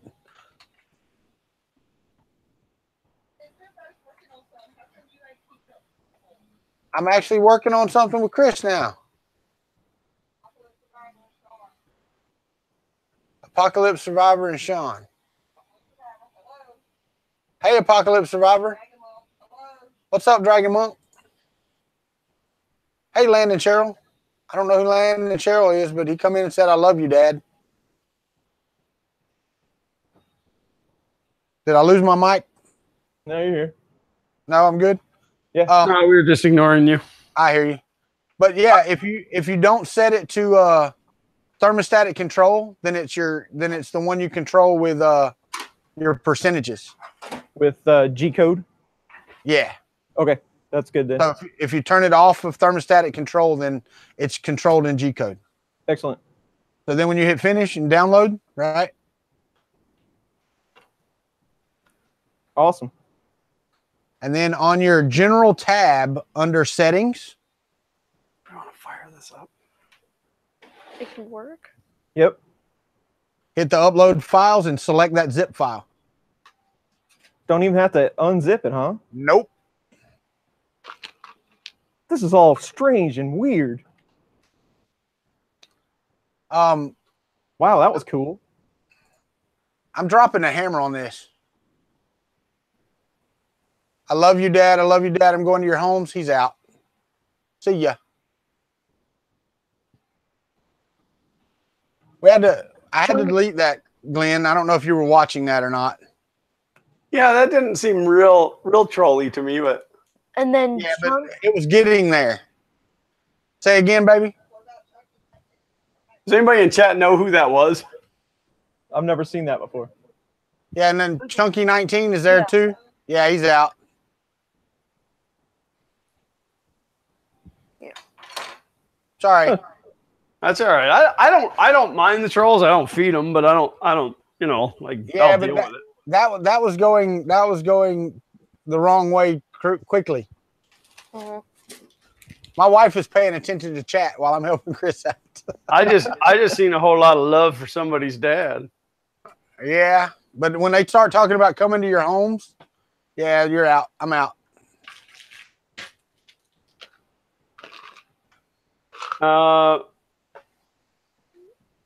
Red light, do you need 30 millimeter fans? I don't.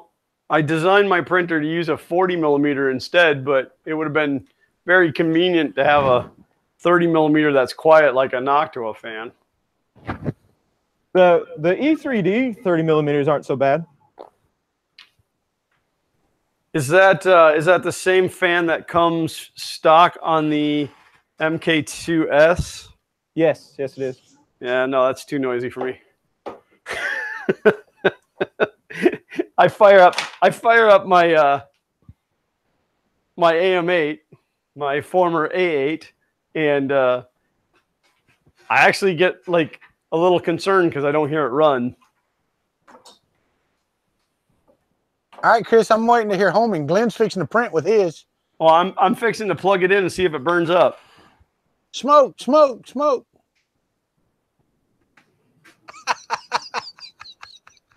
Look at Xander's face. Wow. That's a fine where to set up the LCD because mine apparently does not is not compatible.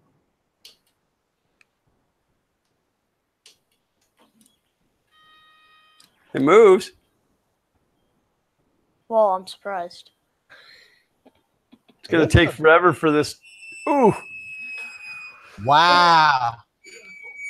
What was that? Wow. You know what's really funny is like the sound was like a bomb dropping. Like I know. Let's give it a little silicone.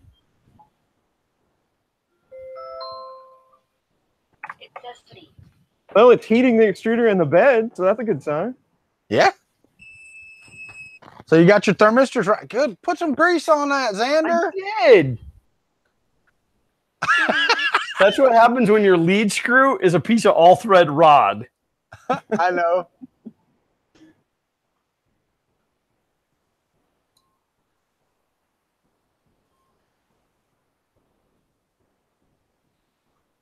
Okay. Well, I hope that thing lifts up tremendously before it starts printing because that nozzle is like 4 feet below the bed. It's gonna print in the bed.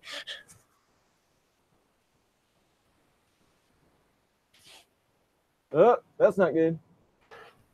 Dang. I think you got your step per millimeter wrong. What?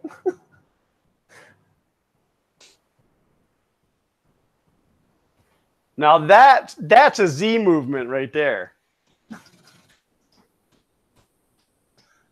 I think it's going to print at like 1,000 millimeters a second. No kidding.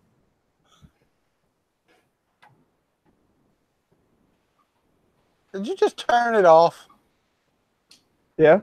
There's an emergency stop on your screen, top right. Well, I don't know how to use these fancy things yet. Emergency stop. Keep your mouse finger ready because it will stop it immediately. Does it really? Yes, sir. That's neat. And then reboots the board and lets it be there. Yeah, every time, no matter what axis you hit home on, it lowers the bed and then raises the bed. But it doesn't move anything else? Well, it tries, but the acceleration is like super slow. Hey, Chris, do you have those? Go down and look and see if you have those Delta files. Okay. because I'm not sure if you will or not, but I know I did, and it was messing mine all up. Where did my general tab go? Yeah, you got to scroll up in that box. Just scroll up. There it is. So go to System Editor. Let me go to my downloads and see what those files actually were. Let me open one of those files. Yeah, it has home Delta and home. Yeah, hold on. Let me there's 3 files. Let me go to my zip file. Go to my original zip here. So I can see. Okay, yeah, it comes with what? Let me go to the forum because the guy asked me about those 3 files. Do it. I can't ever remember this, but I know the home Delta can go away. I'll do it. The forum.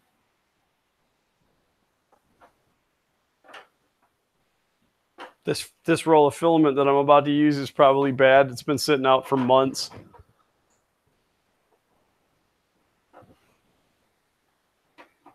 I didn't want any new notifications. I wanted to see all of the notifications. Yeah, I have none. If I search for me.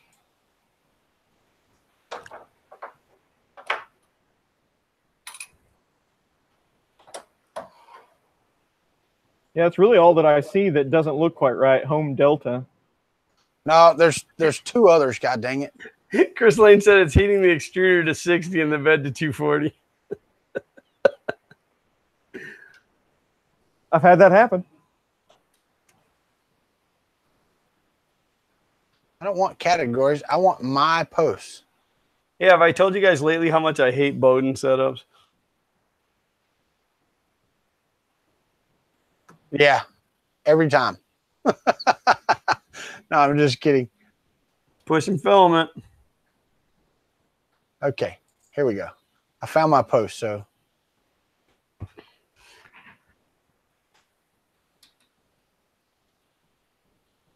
Okay.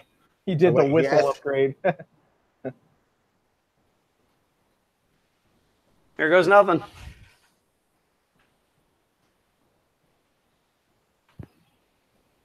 Apocalypse. I always mess that word up. Apocalypse Survivor. It is a Tronxy X1.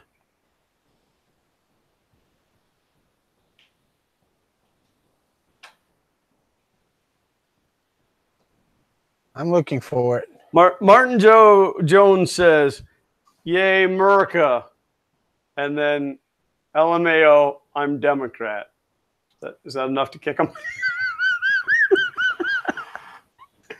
Well, I guess it depends. Why? New high score? This is my channel, and yet there's people who were a moderator that aren't anymore. Did YouTube change something? I don't know. YouTube's been changing all kinds of stuff, it looks like. Because Uncle Ron has always been one of my moderators, and now he's not. So I'm just gonna select some of you guys and make you guys. Yeah, you can right-click moderator now. I thought that was pretty cool. It's the home Delta, the deploy probe, and retract probe file. You don't So need I any only of have those. the home Delta. I don't have those other 2 because I didn't set up a probe. So Right. No. Okay. Well, that was for the mini console, and I didn't use those either, but they were still in there. okay. How come this thing's not printing? Oh, How do I delete said file? Right click. Right-click. What? Right click. That's too good. Right click and delete. You can edit G-code. You can do all of that right there on What the is screen. this thing written in? Oh, This because is really impressive. It is nice, isn't it? there we go. It's responsive too. So if you look at it on your tablet or your website, your phone, Yeah. it does the bootstrap thing and does everything like it's supposed to and lines it all up. And Well, Really that's pretty. definitely what I need is one more thing to look at on my phone. right. Machine. Okay, so that file's gone. Gotta get up to 200 degrees. Ah, Robbie Mack said Walter should not be a mod. Okay, let's fix that right now. Why should I not be a mod? Robbie Mack feels that you should not be a mod. Okay, take it away then. Fine. We'll do all the daddy loving you want to do. Chris Yeah, Lane, because Martin still has the wrench.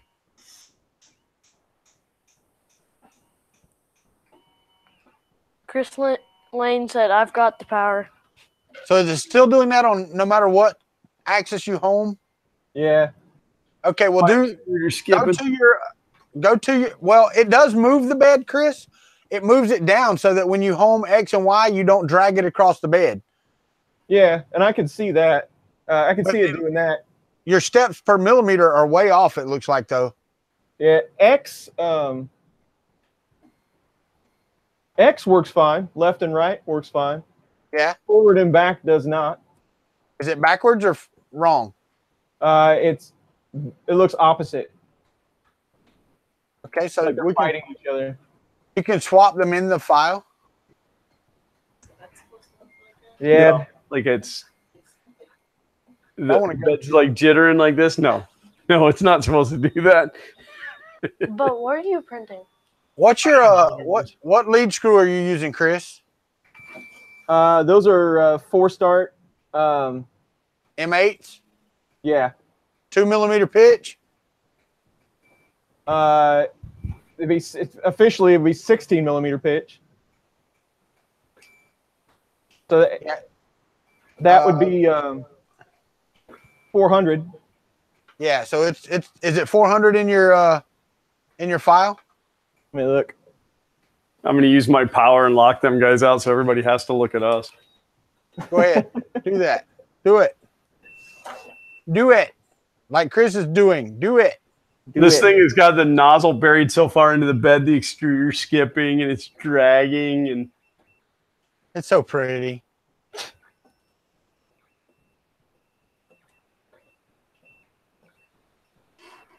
Yeah, mine's 80, 400, and then 519 on my E. I'm going to cancel this.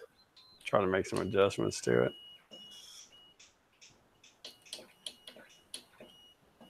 Is motion control in config.g?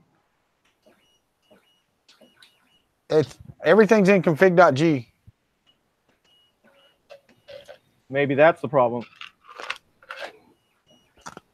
Well, now you do have to go in and play with your home file, your homing files, because you have a home X, Y, and Z. But until you got everything moving in the right directions, you don't. Yeah. So what? So S1 is forward and S0 is backwards? Yeah. Okay. The print died. You also have to remember coax, Y, they work together. So sometimes it's just weird.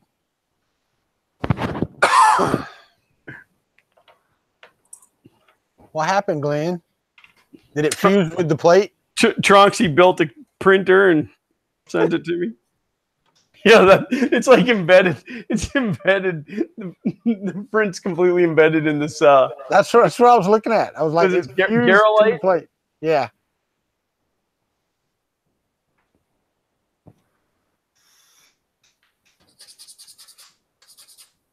Yeah, Yeah, it just melted into that Garolite.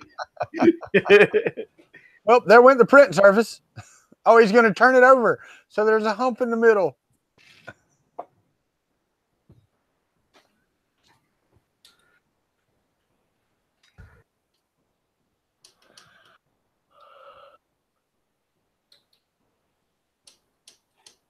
Oh, Glenn's constipating. Look at that face.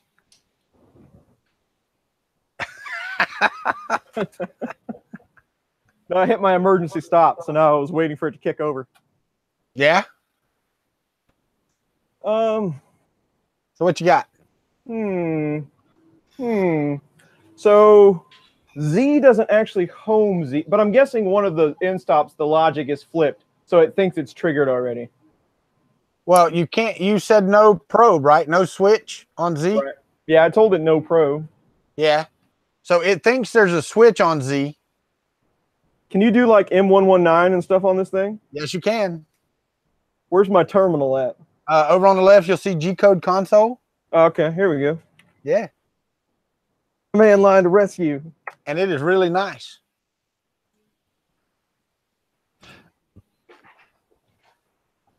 So all of them are stopped.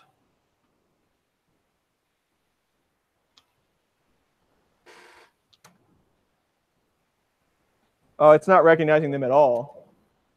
And you sure you got the signal wires and all correct? Probably not. Well, what we set up, we set them to high, right? Maybe I should set them to low. Well, is it unregistering when you click it? No, it doesn't register at all. That's what I'm saying. That sounds like wires, not the switch configuration. Because if you had it backwards, then it would trigger the opposite way, right? Right. That's true. So if you put your motors at the bottom. I hate this thing. If you put your motors at the bottom and you're facing all your plugs, you're let me make sure. I'll make sure. Yeah, I'm using signal and 3.3. And the ground? They're 2-wire switch in stops. Oh. I'm probably gonna have to have signal and ground. Wait a minute. No, mine are two as well, I think. No, I'm not, because I'm using all opticals. Yeah, I'm guessing I'll have to have signal and ground and not signal and hot. Right. So I gotta move these Come plugs on. around. This thing sounds like somebody banging a gong when it falls off over here.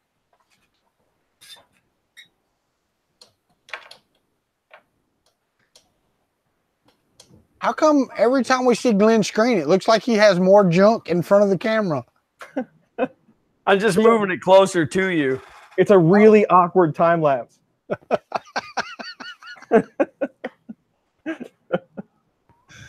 Wait, I'm not paying attention. Wait.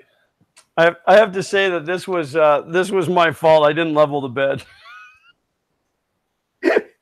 So this is your fault?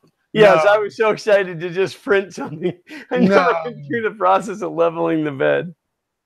Yeah, We can hear because the excitement in your voice. all of my Chinese printers have just come automatically calibrated when I put the kit together.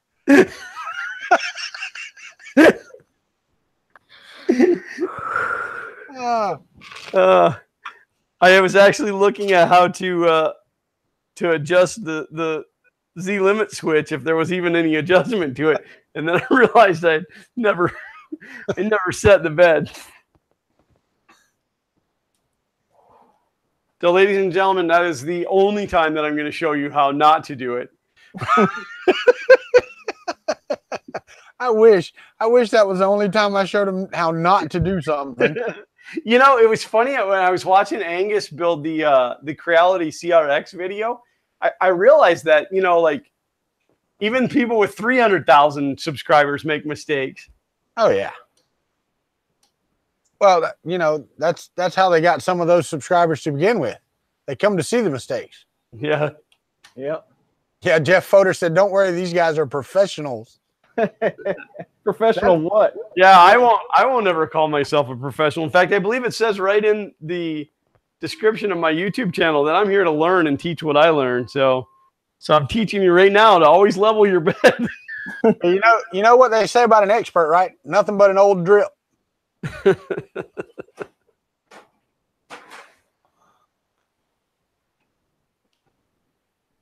Does the hotbed heat with gasoline in a match? What's that? Does the hotbed heat with gasoline in a match? Uncle Ron wants to know. Almost on this machine it does.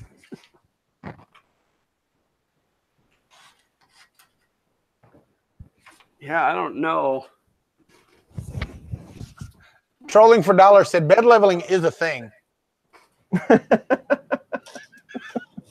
I like that.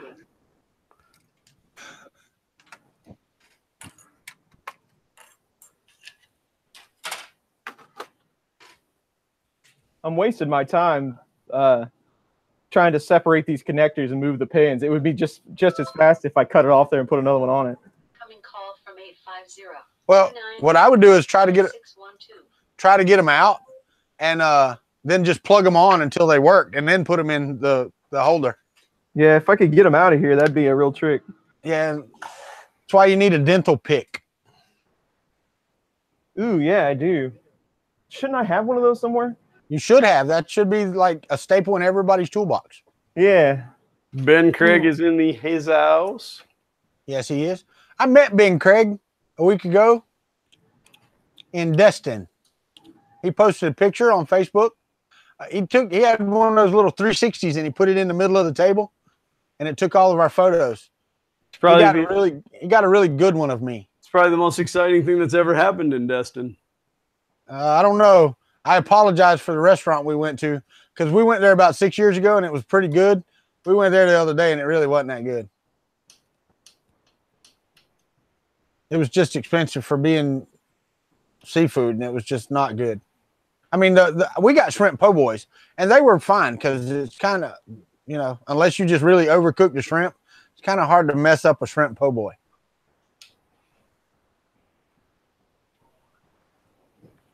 Jeez.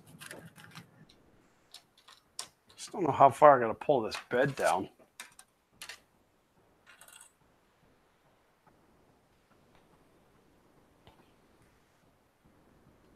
All right, we're going to stream until Glenn finishes.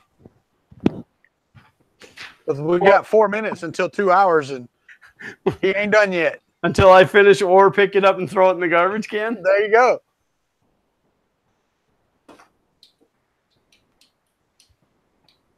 Oh, Ben Craig, I enjoyed meeting you, man. You and your lovely family. I really did. It was fantastic. Thank you for taking time out of your vacation to spend, an hour and a half with us and hang out. It was great. I do appreciate it. That Ben Craig is just good people. He is good people. Yeah, courtesy of Ben Craig, I got these awesome cutters here. Sweet. You know what? Courtesy of Harbor Freight, I got these awesome cutters here. Those aren't Harbor Freight. Yeah, they are. I will bet you $1 and a donut those are not Harbor Freight. Look here. See these two? They were side by side at Harbor Freight. The pliers definitely are.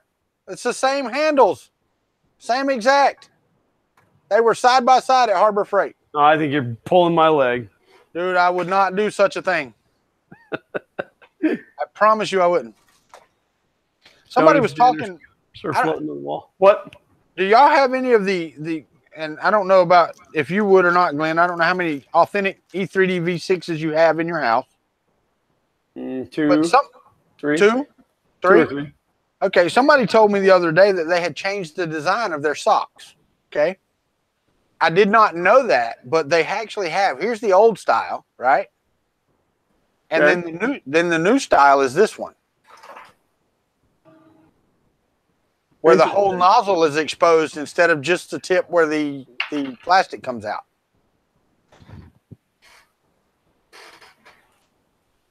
Do a what now? If you look at your screen, Chris Riley. Well, I was looking at it, but what's the difference? Yeah, look at the hole size. Here, I'll put them side by side so you can see it. Well, I got them around here if I could find it in all this crap. Yeah. The old style just has where the plastic comes out open. And the new style has the entire nozzle cut out. Yeah, mine's got the entire nozzle cut out. Carl from NAC 3D said the old one is now called the Pro Series. Because you got to be a pro to get it lined up so that your filament comes out of that little hole? Correct. I thought they quit making them because of that. That's what I was told and what I understood. And I didn't know I had these. These were in some spare parts that I got from a certain person that works for Prusa that won't be named. And it was the older style that somebody had said something about, and the only ones I had seen were the new style ones. So I didn't even know there was such a thing. Huh. I don't know when they changed it, but I think all the ones I have are the larger holes. But I have two of the smaller holes, and then I've got some in a bag that I got on a mail thing that were the newer ones. So I'm hoping, you know, I got these. I got the rep cord tip cleaners the other day for a mail thing Thursday, and I'm hoping that once I get the TiVo little monster working, I don't have to use those very often.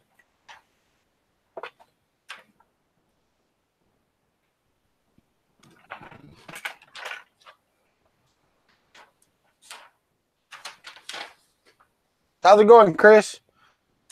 Well, no matter what I do to the end stop switch, move the wire around or whatever, it does not change the status in the firmware.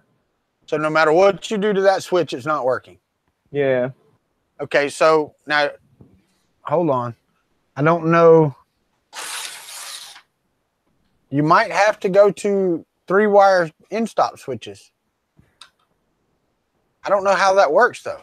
Let me see. These are active high. It's set to active high. M574 X1 Y2 Z1 S1. I don't quite understand that syntax. Hold on one second. I'll help you out. I could have swore when I just did this, configuring end stop switches in the firmware. Delta doesn't matter. Wait a minute. When I did the search for this, it showed 2-wire, but when I search for 2-wire, it's not there. Oh, that's because I searched for the wrong thing. Search for the right phrase and you'll find it. All right.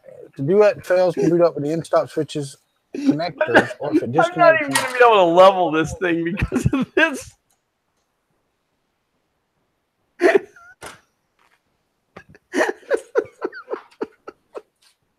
Okay, Chris, it Yep. says that the sensor is a 2-wire micro switch that you need to use the 2 outermost contacts on the switch.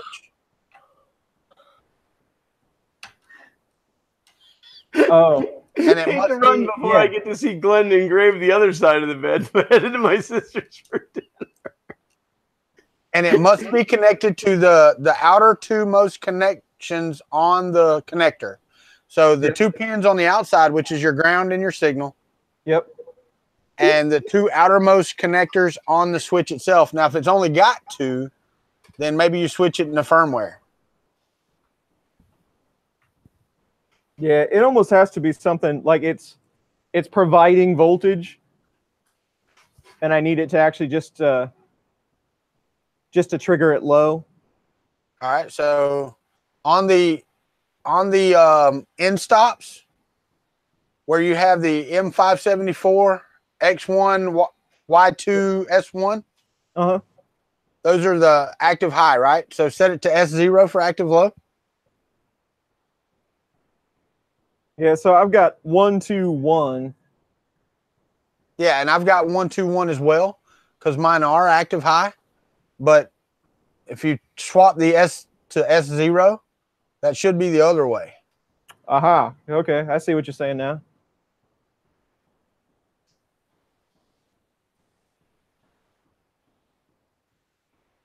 But mine are 3-wire, so I mean it's different, you know. Yeah, and I got a pile of those if I have to switch them out, but you know how that goes. Yeah, I do. But yeah, if you hit save, it'll reboot. It should be about done already. Then you can try your M119 again. Yeah, let's see.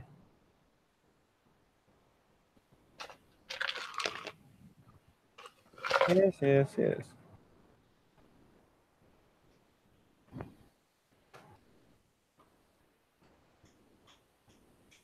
Okay, so X is stopped, Y is not stopped, Z is not stopped. Okay. So is that correct? Yeah, believe it or not. Sweet. So Let's there you see. go. But I try to trigger Z and it still says not stopped. Yeah, but on your Z switch, you didn't say anything about your Z switch. Is your Y triggering? No.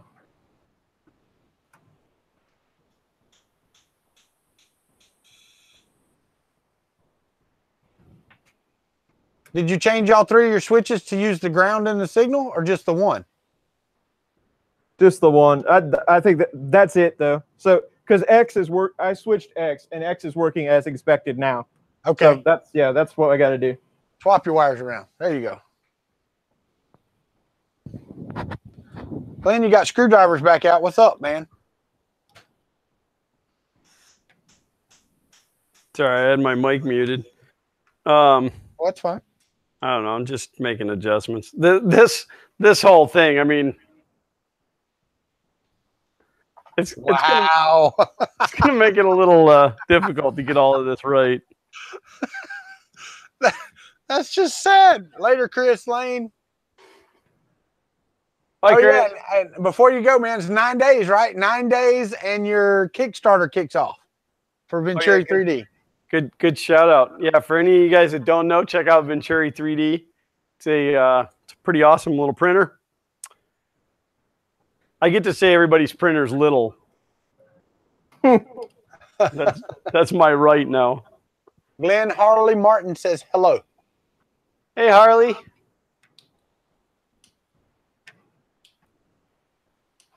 I have to say that in 9 days, I will be married, or in 7 days, I will have been married for 23 years. And in 9 days, you'll be divorced. Oh.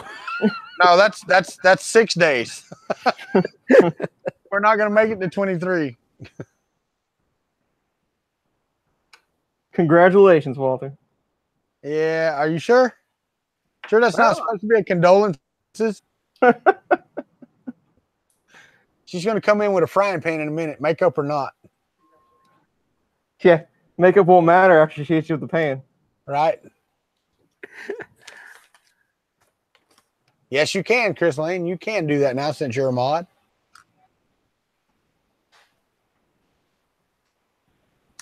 Oh, Ricky said his X1 works fine, but Chris Riley had it first, so maybe you should send yours to Chris Riley and have him send it back to you.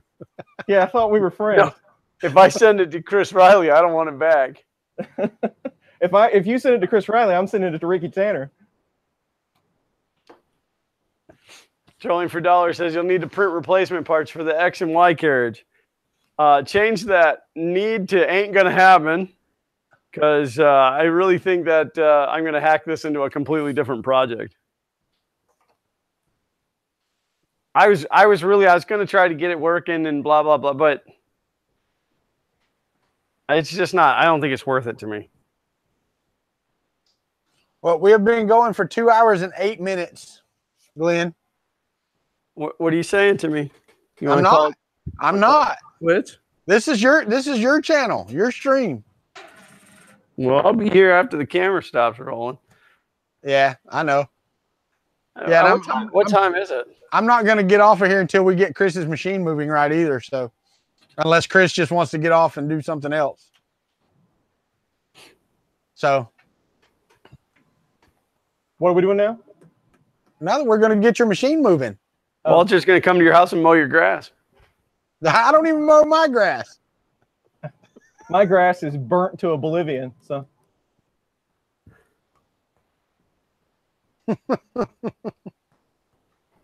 No, we said a nice extruder on this thing. Chris, I said we had already went over our 2 hour. You know, we were supposed to do it for an hour, and then we went over that by an hour and 9 minutes. And Glenn's like, "What do you want to do?" I said, "That doesn't matter. I'm going to stay on here until Chris's printer moves right anyway."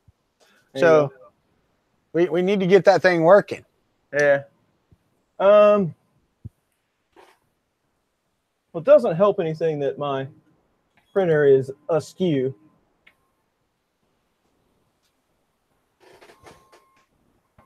Martin, I did not get the goat. I got some goat chops. Man, that Z is moving awful fast, dude. It is really fast.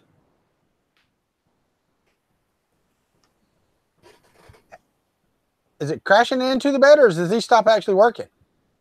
It's crashing. It looks like you're dragging across the bed. It is, big time. Wow. I saw that when it fell off the edge of the bed. You see that? It dropped like a quarter of an inch. That's 3D printing at its finest, my friend. That's called engraving. That's not called printing. That's how we do printing around here.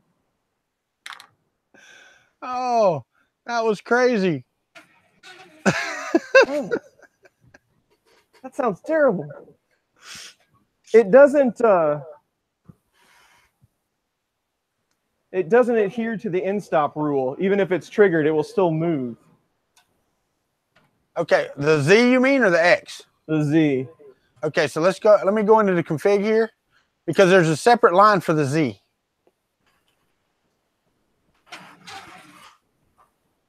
You actually need to put in the X1, Y2, S1 line. You need to put Z1 in that line. Okay, let me see. I want to go on a vacation to visit Tronxy and kick them all in the nuts.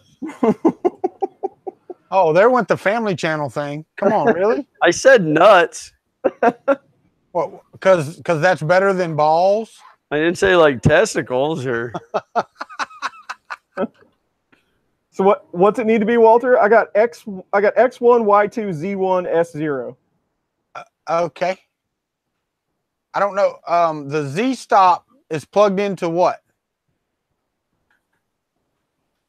The correct spot, maybe.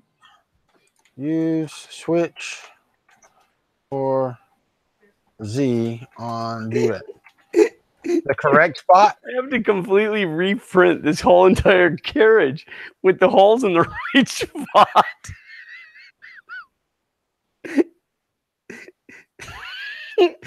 Can't get the paper under the nozzle? No problem. Just lift up the whole entire ZX or the X-axis. Where the crap are they? I don't need that. I need the end stops.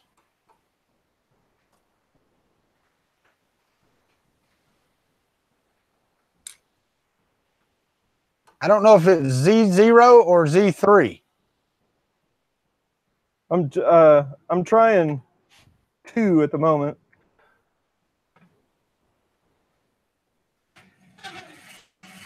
Nope. Right.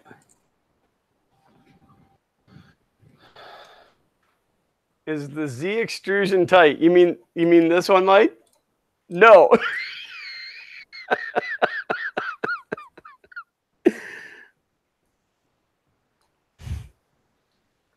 Oh, come on. And every time I lift that thing up, it's clicking the Z home switch. Okay, so here's one that's okay. Here we go. This is what I'm looking for.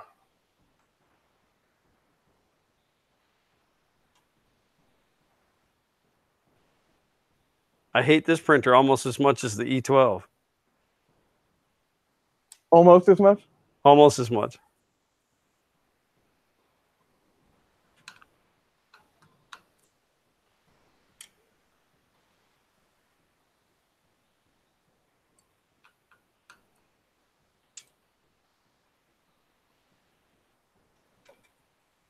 All right, so where are your end stops at? Okay, there we go.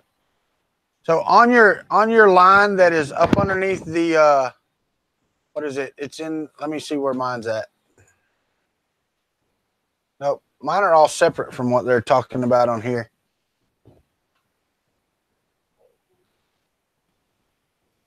It's Z1. It should be X1, Z1, or X1, Y1, Z1. X1, Y1, Z1. So, Yeah. So where are your end stops, Walter? I have a probe though, so I've got X1, Y2, S1, and then I have a Z1, S2, which means it's a probe. Oh, okay. The Z1, S1 should mean that you're on like you're supposed to be. But in the home file, I got a connection timeout. So Oh, come on. Really?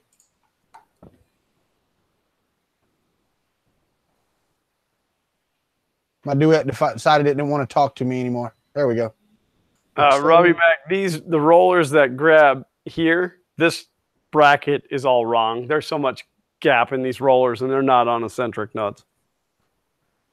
But there's something in the home Z file for those, but I'm not sure what it is. Is the Z? Z1 S0 for a switch. So below that line, you need another M574 line. Right below the X1Y2 S1, put an M574 Z1 S0.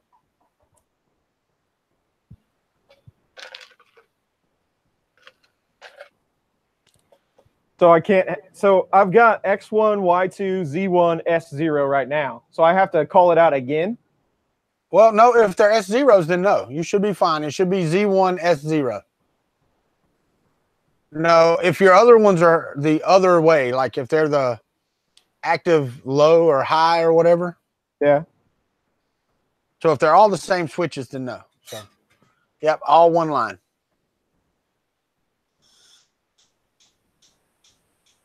Oh no, so mine still had some of the Z probe info in it underneath it. I'm just going to comment that out and reboot and see what it does. Yeah.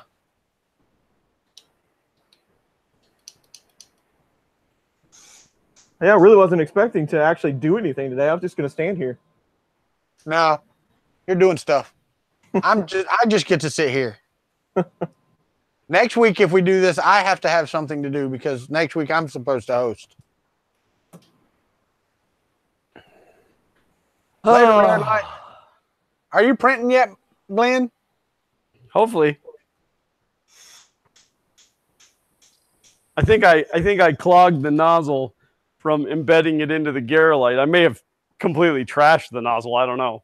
Yeah, Chris, 3D Printing Llama gave you the line that you should have. It should be X1, Y1, Z1 if you want it to home at the front left corner. X1, Y1, Z1 if I want it to home in the front left. No, because your Y motor goes backwards, right? Is that right? It depends on where your Y stop is. Is it working? So when it homes in the front left. Okay. So it should be X1, Y1, Z1, S0. All right. Flashlight. I believe I can fly.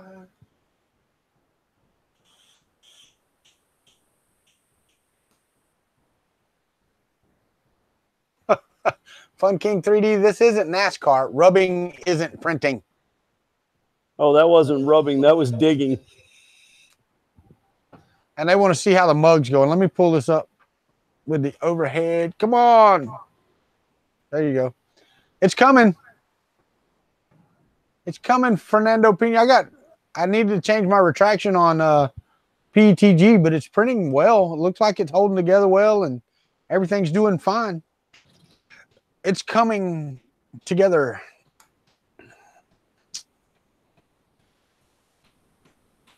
Yeah, this says I'm at 65.4%.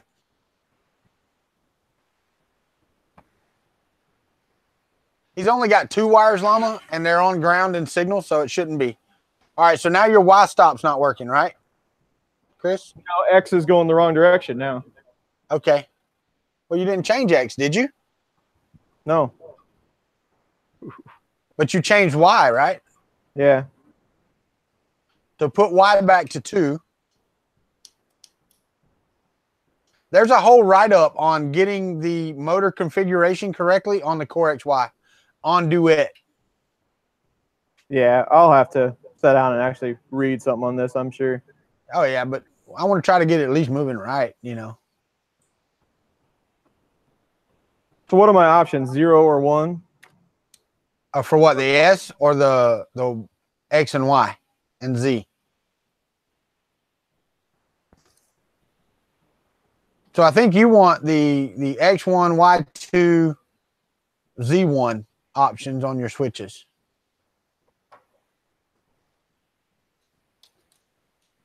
Is that what you have now? I had 121, and it And that's still what does the same thing. Okay, so now try you. The way that I've got my motors running is forward, forward, forward, and then backwards. And yours are all forward, correct? I believe so. Yes, I know so. And you said the X is going the wrong way? Yeah, but it was working. So something we changed. Well, you commented out the Z-probe stuff, right? But that was it.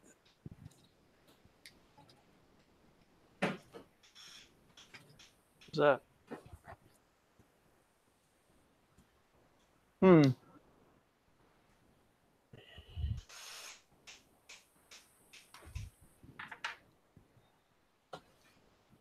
Yeah, Llama, he had it at 121.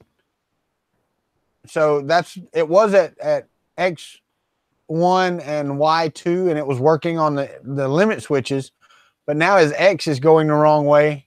But it may be the Y motor that's actually causing it, Chris. That's the weird thing about Core XY.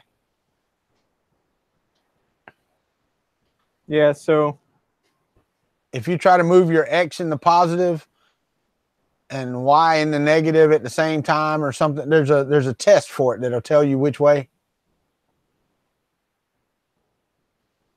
P0, P1, P2, P3. Okay, yeah, but P0, 1, and 2, what do you got? S1?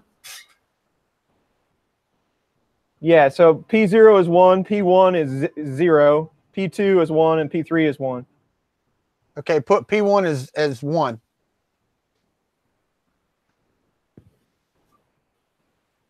It's X, Y, Z, and extruder. So yeah.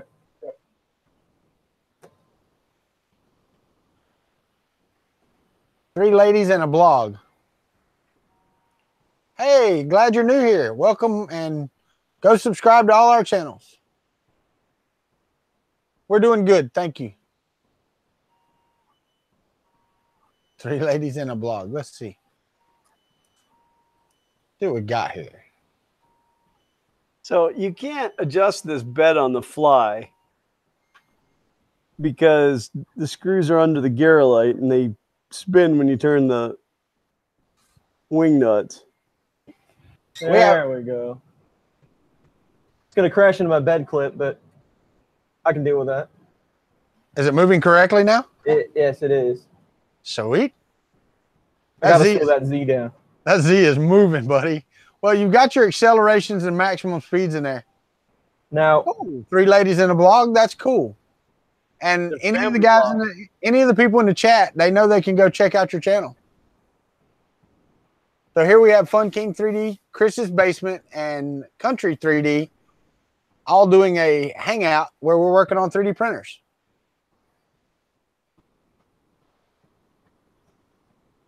Yeah, the extruder's skipping, the bed's too close, but I guess I could just lift it up a little bit on this side. Not a problem. Guys, if y'all want to check out Three Ladies in a Blog, I went over to their channel really quick, and they have lots of content. 1,700 subscribers, so apparently they're doing something right. The world may never know, Mad Mike. Thank you. Thank you very much, Three Ladies in a Blog. 3D Maker Kid, which is Bennett, asked all three of us if he started a Patreon for improving his Maker Dungeon, do you think that people would donate? Well, I'll tell you the way that Patreon works. Create a Patreon, whether you think you need one or not. Create one, put it in the description of every video, and let it ride. Don't necessarily push it. It's going to be there for the people who want to support you. That's the best advice I can give you. How do you start a YouTube channel? You sign up and you put content out. That's how you start a YouTube channel. Well, you go out and buy a lot of expensive equipment and come on. Nereus does his with his phone. Throw all of your free time away. Well, the free time thing, that's an absolute fact. That goes away. 3D Maker Kit is not my stream, and I don't know how much longer we're going to be streaming. So,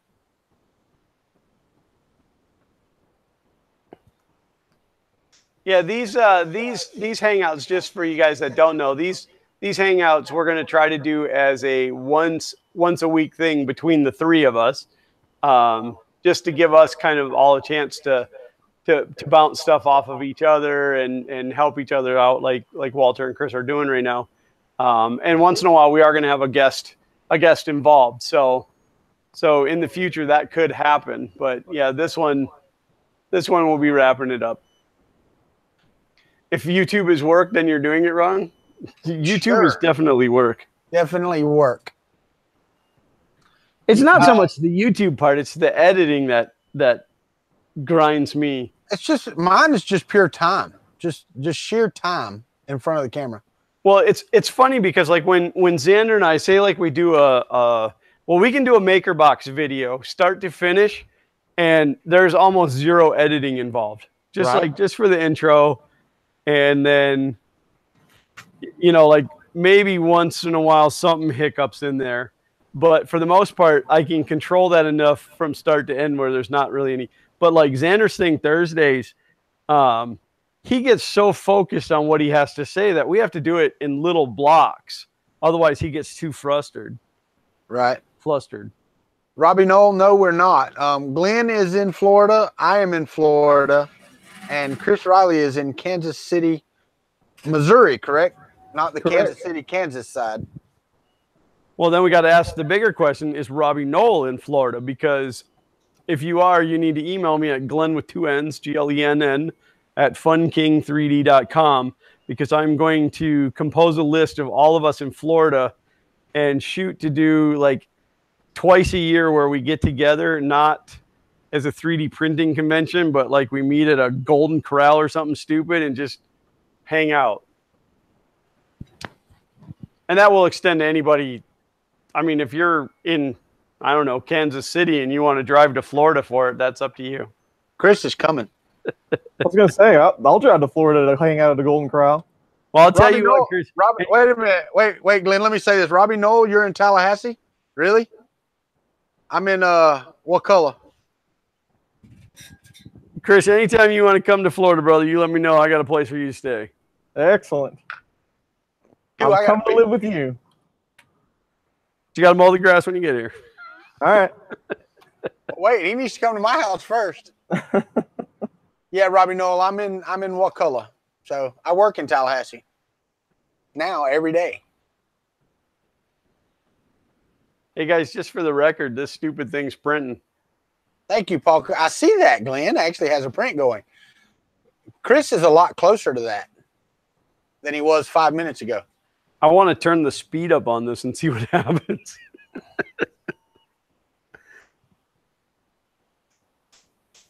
This is that CC tree PLA that they sent me some time back to do a review on it, and I haven't really had a chance to run enough of it to know how well it does, but so far everything I've printed has been all right. No, guys, you can't meet at a Golden Corral. You got to 3D print a private jet. Well, if you guys want to support us and buy us a private jet, no, I'm just kidding. Links to buy me a private jet down below. Yeah, instead of buy me a coffee, buy me a private jet. Just go to buymeaprivatejet.com.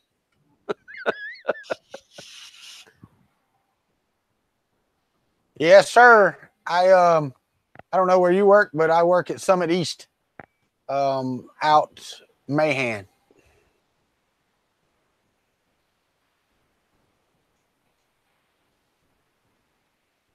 Three ladies and a blogger in Canada. So we have more Canadians. We have More the Canadian Canadian Maker Project. We have James from Print and Play. Never let the machine win. Mike is from Canada. There's several new ones too that were from Canada on my channel that have come in, and yeah, it's either Canada or that Indiana state. There's a whole bunch of them who's your daddy people in here. Paul Cumber said he'll 3D print us a jet. I don't know if I would fly in a jet that was 3D printed. Yeah, I don't think so either.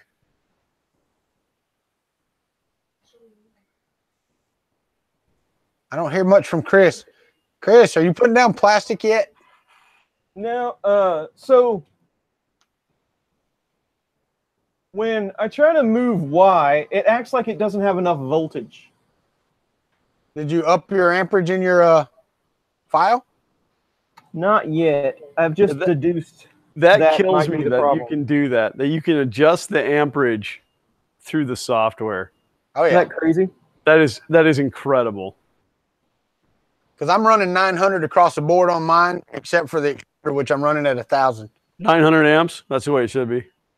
Yeah. Dang.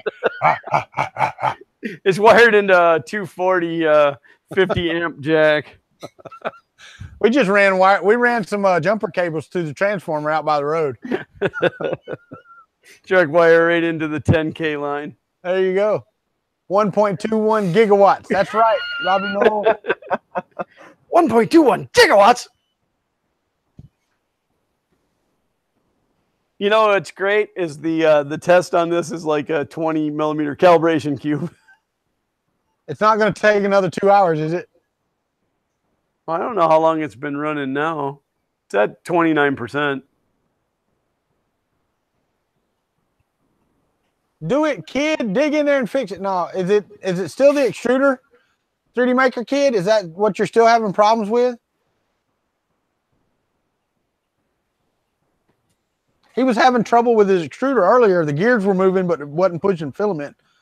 But that's because it's a Bowden setup. Yeah. Get somebody off who really likes Bowden setups. I don't have good luck with them. I mean, I think about how much weight I could take off my extruder on the FK1, and I still don't want to do it. 3D Maker kid says his gears are not spinning now. And it was printing before, right? The gear on the stepper itself isn't even trying to turn? Yeah, that's what he said. Said it's not even turning now. He said it was turning earlier, but it wasn't pushing filament. So we that told sounds him like mainboard failure to me. Yeah, it does me too. It sounds like the I mean, it could be stepper failure. The stepper motor itself went out. failed. That's what my E12 does. It just skips no matter what. Even if you put that thing into the air and tell it to print, it skips. Now, it'll do fine if there's no filament in it. Like if it's not pushing any filament, it's fine. But as soon as it tries to push filament, it just skips. So, and I've tried everything. I've rebuilt the hot end. I've got Capricorn tubing on it. So I really think it's a mainboard problem in there, but I can't get ANET to send me a replacement. All right, guys, let's take a minute. And if you haven't already and you're not already, subscribe to Fun King 3D. Glenn, the guy that's, right there in the Fun King shirt. And then Chris Riley at Chris Riley's Basement on YouTube.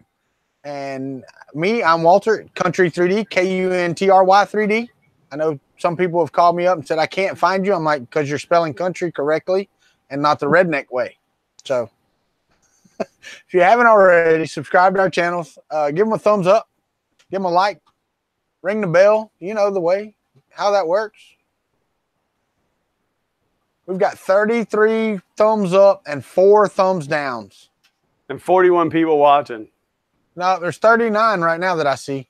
I got 41 according to the analytics. Oh, yeah. I always keep up the analytics as well. So, yeah, now I refreshed. It's 41. And 4 thumbs down. I don't mind thumbs down. I really don't. Like it's never bothered me. Well, I won't say that. It bothered me at one point, and then I realized that it didn't matter. What kills me is that people will thumbs down a video without commenting on why.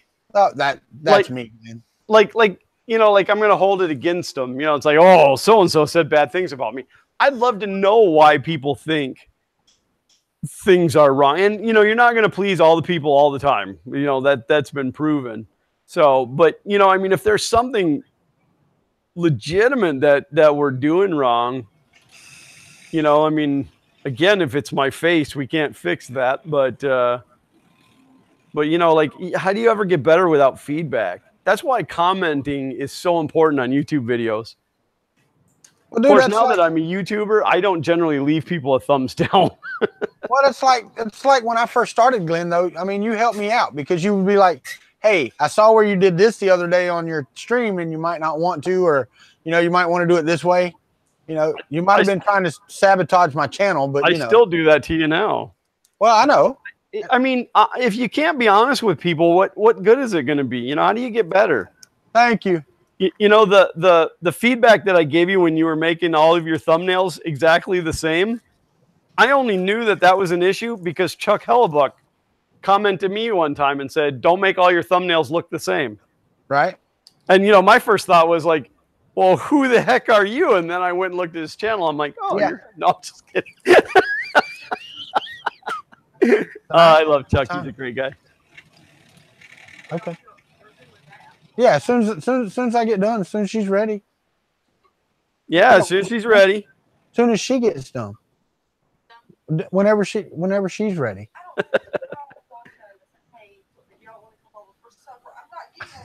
Just My lock wife the screen on Chris. That's probably true. If we just lock it on Chris, all the thumbs down will go away. Yeah, that's true. Hold on. Let me. People will be like, "Look at that handsome devil with the ponytail." Yeah, look at that guy. He really knows what he's doing. No, the thumbs down are kind of funny to me. You know, the funny part is that I always get like two. So there's two people that just don't like everything that I do, and they don't like it on purpose because it's instantaneous. You know, the video comes out, 2 thumbs down. I still truly believe it's bots. Yeah, it could be. I mean, honestly, because I almost all of our videos get, you know, at least 1 or 2. Who's watching my stuff every week and then giving me a thumbs down? I mean, if that's the case, thanks for watching. Well, exactly. You're putting a lot of work into this for a thumbs down. So, and I don't know, man. I mean, maybe it's, you know, 1 or 2 different people every week that gives Xander a thumbs down, you know. I mean, and who thumbs down a kid? I mean, come on. Exactly. You know, I had the same thought one day. I was like, who's thumbs down this poor kid? Well, that was one of the I think it was our birthday stream. I think our birthday stream got thumbs down, and all that was like, it was a couple of hours of us giving stuff away. How do you thumbs down that? Because you didn't win? You know, is that why? You know, like, we gave away over $500 in prizes that night. Yeah. That was fun. That was so much fun. That was a good stream. Set up a GoFundMe for plastic surgery. I could probably just get a hairpiece and, you know. I'll go to wearing my my dreadlocks.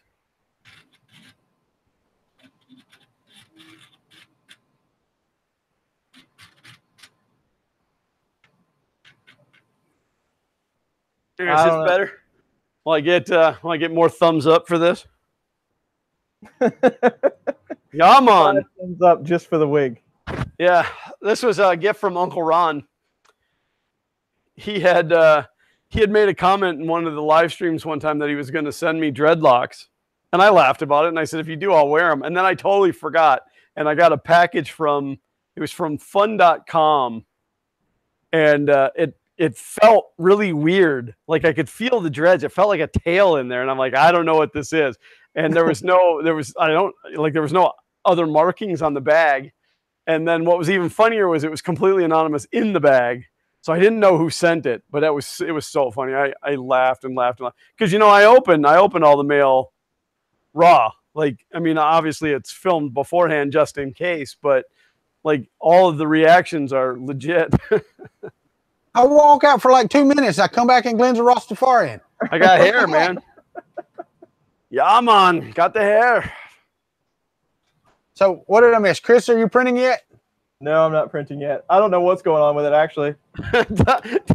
Tom 3D Printing Llama said they keep telling me to model Trump hair for you. Do it. Yeah. Do it.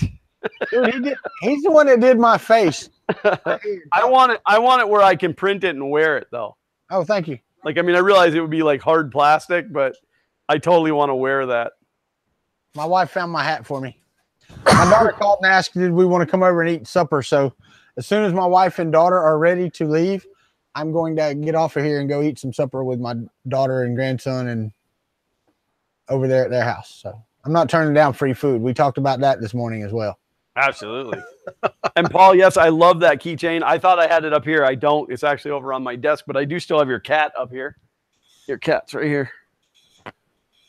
Paul sends me cool stuff all the time. Robbie Knoll says he works at the FSU Innovation Hub. That's scary because if you work at the FSU anything, right? I know, right? Generally makes you one of those Seminole fans. Yeah. See, Robbie Knoll. See this Florida dad. Yeah, that's yeah. But it's okay. I'll forgive you. But hey, Robbie Knoll. And if you don't watch my channel, I don't. What? Dude, that's so funny to me now. TPU Trump hair. Yeah. Make it an orange TPU. I will totally sport that. I will wear that. I would wear that in public. I want to turn my camera. Robbie, no, you can see I have I 3D printed a hypercube over here. So it's pretty neat. I like it. It works really well. Now Glenn's locked onto him. So this is no longer a cube. It is now a cube with a cylinder sticking out of it. Cool, Robbie Knoll. That's awesome. We'll get along just fine then.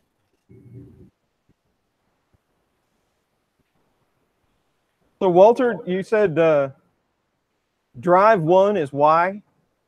As far as I know, yes. Okay.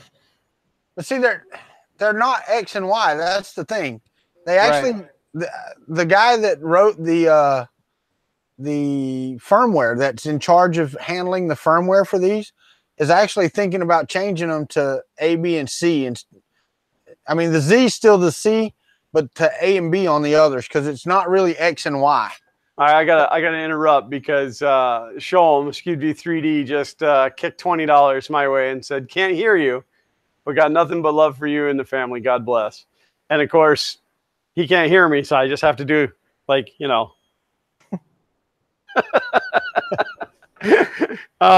if you can't hear me, thank you, Sholm. You are nothing but wonderful to me and my family. So that was Robbie Knoll. That was the Murph update from Joel at Earth. I actually live streamed more than anybody else, I think. Thanks, Robbie. That's cool, man. I do a daily show, buddy. Every day, so far it's been every afternoon. That may change soon. It really depends on how things go. What is that, Glenn? That's not a 20 millimeter cube. What is that? It's a 20 millimeter cube on the bottom, but then it's gone to a cylinder. So I don't know. It was just the test file that was on the SD card, and it said something about 20 millimeter cube, and it came as both the STL and a G code, but I don't know. Maybe it's the base of a poop statue. It looks like it's capping out now. So are you still running backwards on one of your motors, Chris? Yeah, it seems like the more I change, the weirder it gets. So, like I said, there's a walkthrough. He sent that to me. Let me get back to the Duet thing. He sent me a link. Duet. This is the only printer I own where I don't have to wait for the bed to cool down. Oh, that popped right off that Garolite.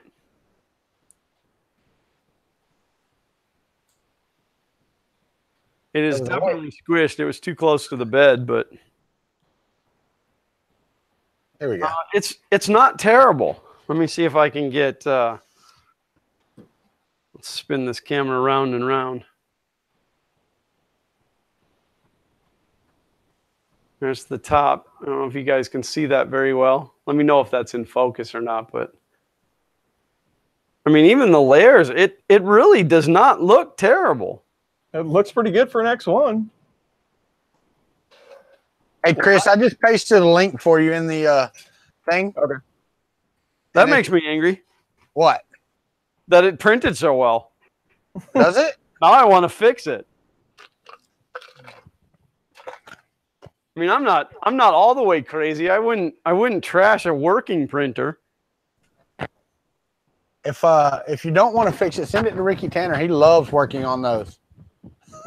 A little bit of Z wobble, but it's understandable when the whole entire axis does this. Wow. Okay, so everything looks pretty good. I've got it all swapped around. The motors are turning correctly, but it still thinks that the Y end stop is in the back. Okay. So then, hold on. Let me go back to that link, or let me go back to my thing, because we had the same thing. So you have to change where your Y end stop is, right? Now, are you talking about on the home? Do you hit home for it? Or are you talking about just moving it? Hey, Bennett got his fix. He said he thinks that the cable got disconnected from the board. Cool. Are you talking about homing the Y or X? When you hit home, it heads back and it needs to head forward. Okay. So that's in the home all. Are you hitting home all or home Y? Home Y. Okay, go to your home Y file. Change your positives to negatives.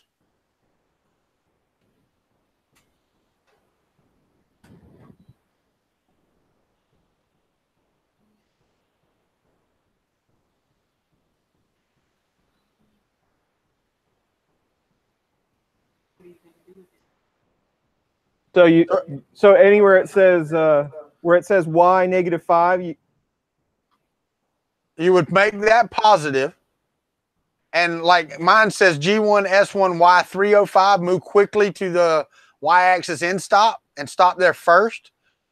You would put a negative in front of that number or a positive, whatever they are, make them the opposites on the Y's.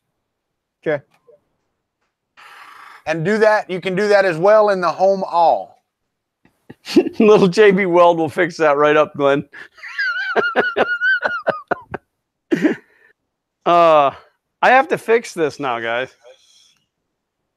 No 3D printing llama. He's got it moving in the correct direction. It's just when he hits the home button, it moves in the wrong direction. So they're set up backwards because the way he chose it in the firmware was backwards. So he's fixed it, but now he needs to fix his home files. Yeah, little JB Weld, you're right. You're right. Or you could just get a big pair of pliers like Chris Riley does and bend things. Well, that's actually how I fixed part of the alignment on the E12, but I don't think that would fix this particular problem. The back plate is metal. The front plate is acrylic, which is awesome. So, but I mean, everybody's been saying that there's parts that I can print, and if not, I can make my own. But it's, I mean, that's not just a little bit of movement. That's tremendous. Wow, man, that is crazy. And all they would have to do is put eccentrics on that front wheel. Fernando Pena says, "Go home and change your negatives to positives." Sounds like a country club song.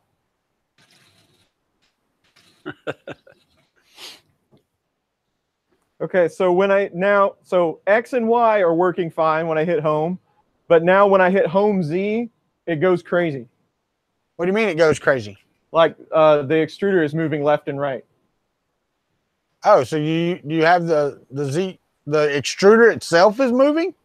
No, just the X carriage. So like the X and Y motors are actually moving instead of Z. Oh, go to your wait a minute. Hold on, cancel. All right, so go to your home Z file.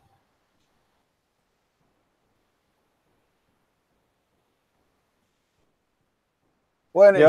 it should also have your home all, because you're hitting home all, so it really shouldn't matter.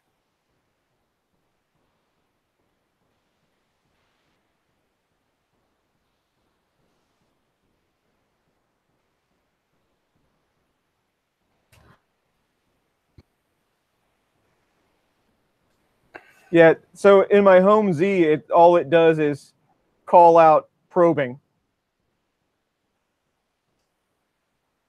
It calls what? It talks about probe positions. It doesn't actually tell it to move.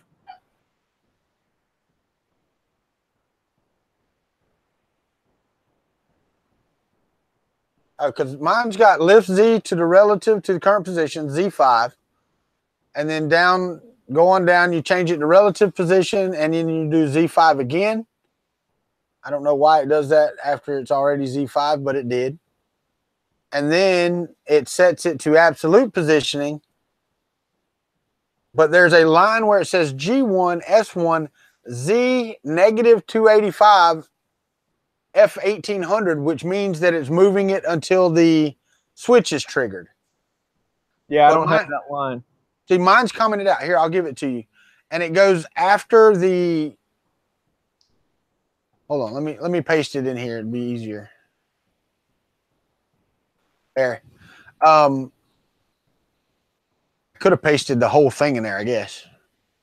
But the I have a... If you go through all the X and Y movements, then I have a G91 for relative positioning.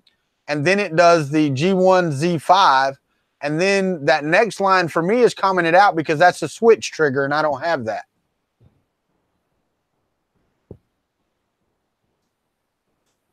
So right after that last, right after your last G1, S1, you know, move your Y axis to the end stop, then you could put that line I just gave you after a G91. After a G91? Yeah, put a G91 and then that line that I just gave you.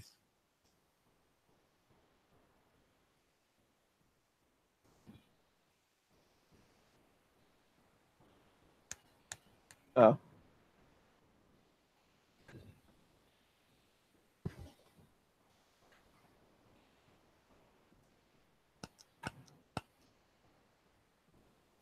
Well, I gotta say, so far this does not make me want to buy a Duet.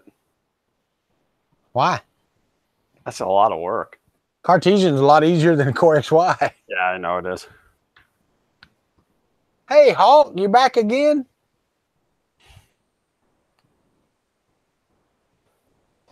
So I just realized that this thing is not only a pretty fantastic print, but this printer has no part cooling fan.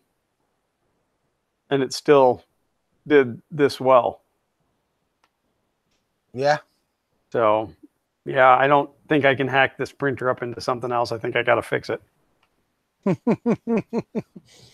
Of course, because you're a tinkerer like the rest of us. And then I'll find it a home because I don't need it. You know what would really be sad? If Scalda comes back because he took his family out to a movie.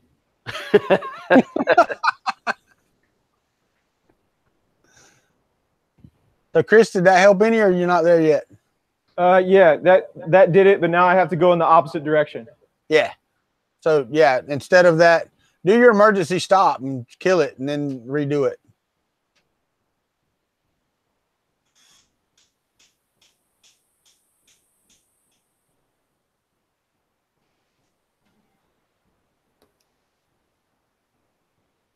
So what is the actual math on a 4-start lead screw? Say that again. Yeah, what's the actual math on a 4-start lead screw? 4-start lead screw. Did You know what? That's not a 4-start. I think that may be why you're going so fast. I was going to say, yeah, you better confirm that. Yeah, that's not a 4-start. 0.2 pitch, 0.2 millimeter pitch.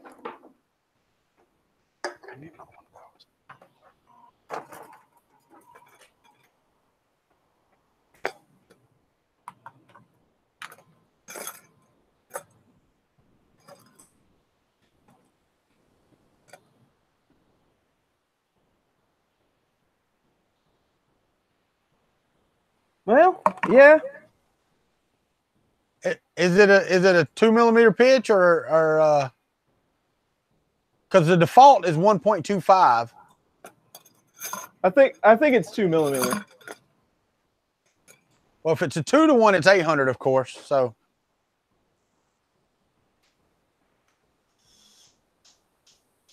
Yeah, it's 2 millimeter. but is it a 4-start or a 2-start? It's a 4-start. Okay, so it's 400. You've just got the accelerations and max speeds blown out in the config file. So that is right. The 400 for a 4-star, right? 1600. Yes. Okay. Everybody in the chat's like, send it to me, send it to me. Roy Holly said, give it to my renter, but I already gave him a printer, and he hasn't even printed anything with it yet. Hey, Miss Riley, how are you? I think that's Chris. That's your mom, right? That's my wife. Oh, that's your wife. I can't never remember your mom's name. Yeah, my mom's name is Bonnie Royal. Bonnie Royal. That's it. That's it. Sorry, Jackie.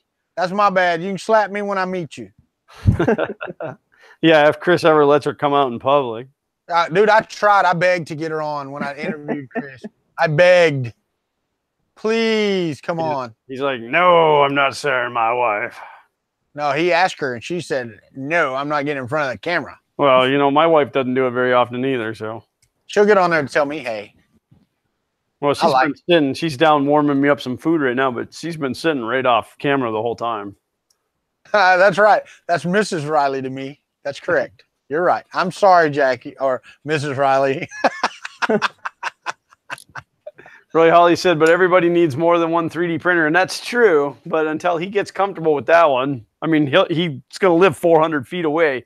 He could always come and use mine too. So, oh, don't ask his wife how many 3D printers he has. She don't know. That's Too many. a terrible question to ask a wife. I was going to say, I don't tell her how many I actually have. Right? He's got out of the bag. Jeez. 3D Maker Kid. He has two printers.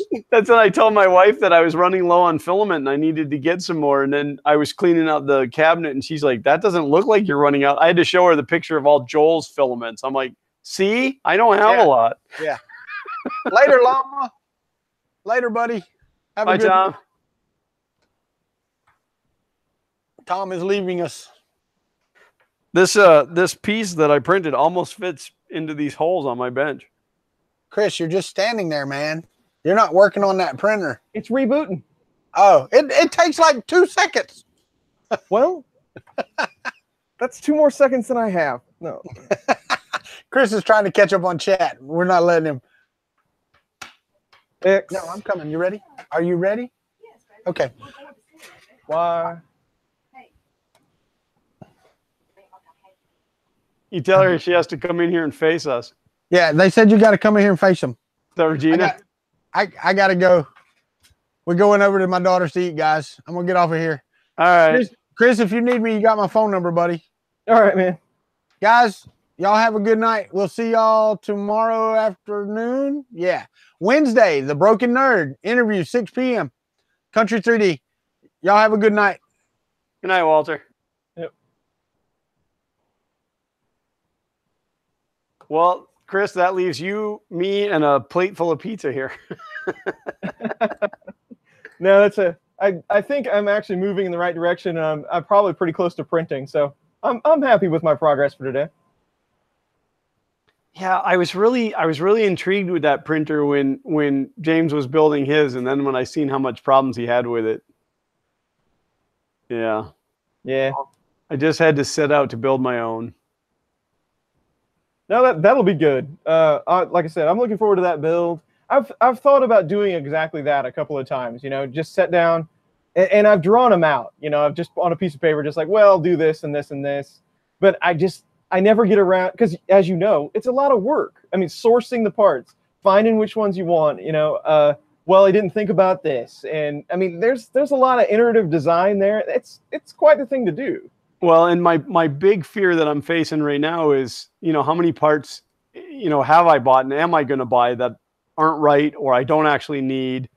You know, you don't buy one pulley, you have to buy a set of 5, you know, so there's going to be like this exorbitant cost in the beginning that doesn't necessarily need to be there, you know? And then, right. And then I thought to myself, you know, because like I might need 10 of a certain screw, but they come in a bag of 100 from Amazon. And I thought, well, maybe what I'll do is I'll buy the 100 bag and I'll split them out into 10s, and then I'll sell a hardware kit, you know, not to make a profit, but just so then the next person doesn't have to buy 100 to get 10. But then I'm thinking, I don't have time for that. Yeah. I mean, that's a good idea, but yeah, I mean, all that takes so much time and effort. It does a lot. But I tried to calculate, and I think I'm right around 500 hours in the design phase alone with the multiple iterations. But it's going to be all worth it the first time that thing lays plastic down. Yeah. And I mean, looking at some of the junk that comes out of China, it should lay plastic down. I mean, it shouldn't be a problem. Yeah, I'm sure it will. And you know, after you get it built, I'm sure there's going to be a few things where you go, well, I could do that a little better, you know. But well, and that's kind of how the 4 iterations or 5 iterations now have been on paper. And my wife keeps reassuring me, saying, "Well, it's better now than after you build it," and she's right. She's right. Yeah. So I'm just excited and want to. I want to hold it in my hand. I want to, you know, have it tangible. Now I haven't. I've been printing test parts. I have this one piece of extrusion that I bought when they had free shipping. So I bought one 1,500 millimeter piece, and I've test built the motor mount, which works great. One of the end carriages, which works fantastically, and then the carriage for the extruder itself. So it's really exciting to be able to actually get to touch it and play with it and hold it. But as of right now, I can't print any of the actual parts because I was waiting on IC3D to get my filament done, and they've actually run a batch this past week. I've seen pictures of it. So there is officially a Fun King 3D yellow PETG that's made. That's really cool. I've often thought about that. It's like, man, that would be really neat to have your own filament. You know? Yeah, well, we haven't talked about how to name it. I've thrown a couple ideas out there. I mean, obviously, I want it to be called Fun King 3D Yellow would be the most awesome. But I said even like Funshine Yellow or King's Yellow. You know, it would just be cool. But just the fact that I needed that color, and it didn't have to be exactly that color, but they made it exactly the color that I wanted. But I needed that yellow PETG for this project, and the only company that made it otherwise was Hatchbox, and I don't know what's going on with Hatchbox, but now I don't need them anymore. I have IC3D. Yeah. So now it's going to be good. Very, very cool. I always tell everybody, you know, education is expensive, and when you go into something like this, you're learning, and it's going to cost money. Yeah, yeah. Well, Bennett had asked me, I think it was just yesterday, he was emailing me and asking me what the budget was, what my budget for building this was. And I said, well, right now my budget is whatever it takes to get it built. Yep. So, I mean, whatever I have to spend, you know, but I'm also facing a timeline, and you know, anytime that you put a deadline on something, it always becomes more expensive. Yes. But I want to debut this for Orlando Maker Faire. I want that to be the first time that the public sees it. So, I mean, obviously it'll be seen on YouTube before that. So, but yeah. the big question is, are you going to try to lug it to Murph? I am actually. Awesome. If it works. I mean, obviously, if it's a complete and utter failure, then no, it's going to stay home, and I probably will too, just so I don't have to show my face in public. But no, it does not fit in the back of our Flex unless I leave the kids at home. So, I mean, I even thought about, because it's a 6-seater, and I said, well, if we just put the 2 seats down and put the kids sitting, you know, in front of one another, maybe it would fit, but it won't. It's too wide. So I'm going to probably have to drive my truck, which is it's a Ford F450 with a, yeah, my wife said, so we'll be taking donations beforehand. It's got a horrendous gear ratio. It's got a 488-to-1 rear end in it. So it will literally pull the world into reverse rotation, but it only gets like 11 miles to the gallon at 55 miles an hour. Oh man. So it's, yeah. And if I go up to 65, it drops to like 6 miles to the gallon. So it'll be a long, slow drive. But the other thought is possibly one of those carriers that go into the hitch on the back, that maybe I could put it into one of those, or a trailer. We could do like a small 4x8 trailer on the back of the car. Well, now a machine that size, you should just make a custom trailer. You know, custom Fun King trailer. That'd be awesome. Well, I could just, well, it would be, I would definitely do that. I mean, like I would sticker it up and stuff. Absolutely. Yeah. But I can't, Tony Ryan, I can't strap it to the roof or starp it to the roof because it's got the Vista roof. The whole roof is glass. There's no roof rack on it. But if I did the trailer, I could just make the whole printer a trailer. Like maybe I just put wheels on the trailer and just hook it right to the back of the car. That's what Mike said. Just put wheels on it. Just strap wheels on it. Yeah, exactly. So, but no, I thought about just one of those little cheapy, you know, like the Harbor Freight 4x8 trailers, and I'll build a wooden box for it that's, you know, dry. And then my concern though is because it's not going to be very heavy, that the trailer would jump around a lot. Right. I don't know what that'll do to the. That wouldn't be good. Yeah. So yes, this is the Tronxy X5S. Don't ever buy one. It's not that sturdy. There's no supports in the corners. If you wanted to buy it, they're pretty cheap, and you could use it for parts. But that would be the only reason to get one. So yeah, just stay away from it. Well, and there's a lot cheaper printers that you could buy for parts. Yeah. If you want to part something out, you can find something else. But. Yeah. Is that T slot or V slot aluminum? They're T. Yeah. Well, it's a mix. V slot. It's a mix. The ones around the top are V. So. Oh, that makes sense. Yeah, because I can see there's carriages up there. Yeah. Oh God, Walter's back with us. Can y'all hear me? Yeah, it's a little weird, but yeah, we can hear you. No, I can't hear you at all. You're cutting out. Your lips be moving, but no words are coming out of your face.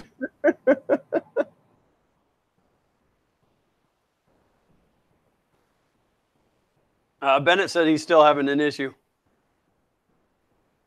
His extruder gears are not spinning. Okay, so eliminate the stepper motor.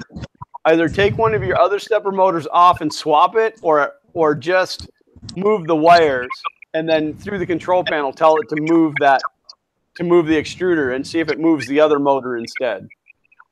Does that make sense? Did I say that right? This better. Yeah, that's what we said.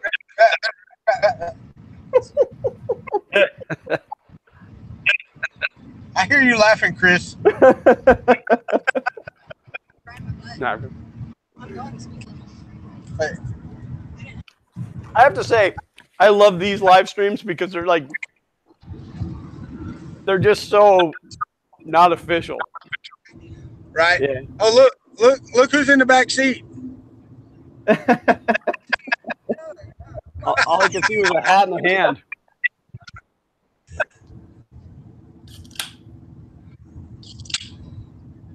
No, yeah, Glenn, I agree with you.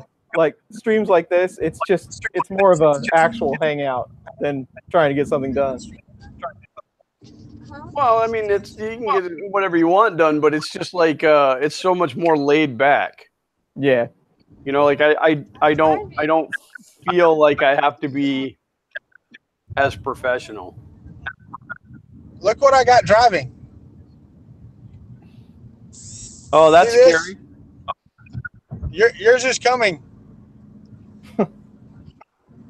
Tony Ryan said he has a 3x3 Harbor Freight trailer I can have for free. I just have to go to Washington to pick it up. Yeah, I think I'd just go to Harbor Freight and buy a new one. Yeah, much cheaper. Plus, I can get a discount on it. It's 55. What are you doing?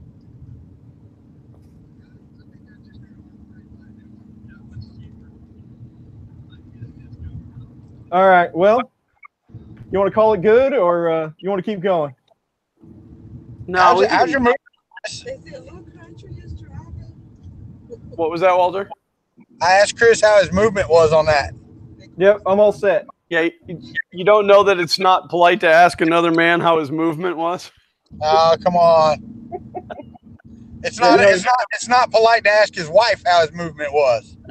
That's true. Do you need to make boom boom?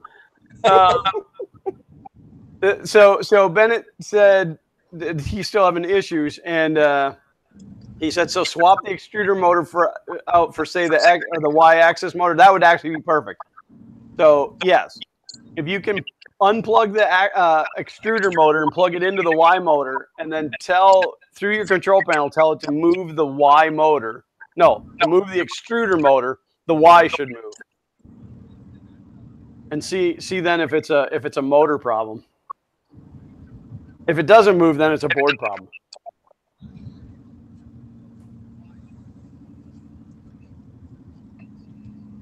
So, Knack 3D Design said, "Nice knowing you, Walter." yeah, right. I hear you. All right, well, let's go ahead and wrap this up because this was supposed to be an hour stream, and it has now been, what? 3.5. I don't even know where the timer is. Well, it's 3 hours and 9 minutes, give or take. Oh, that's close to an hour. There you go. Yeah, right. Just make sure you use your Fun King raincoat before starting a movement. Right. Oh, Bobby Ron, this is Little Caesar's pizza from over there in Fruitland Park. It's horrible, but it's cheap. And by the way, hello, Bobby Ron.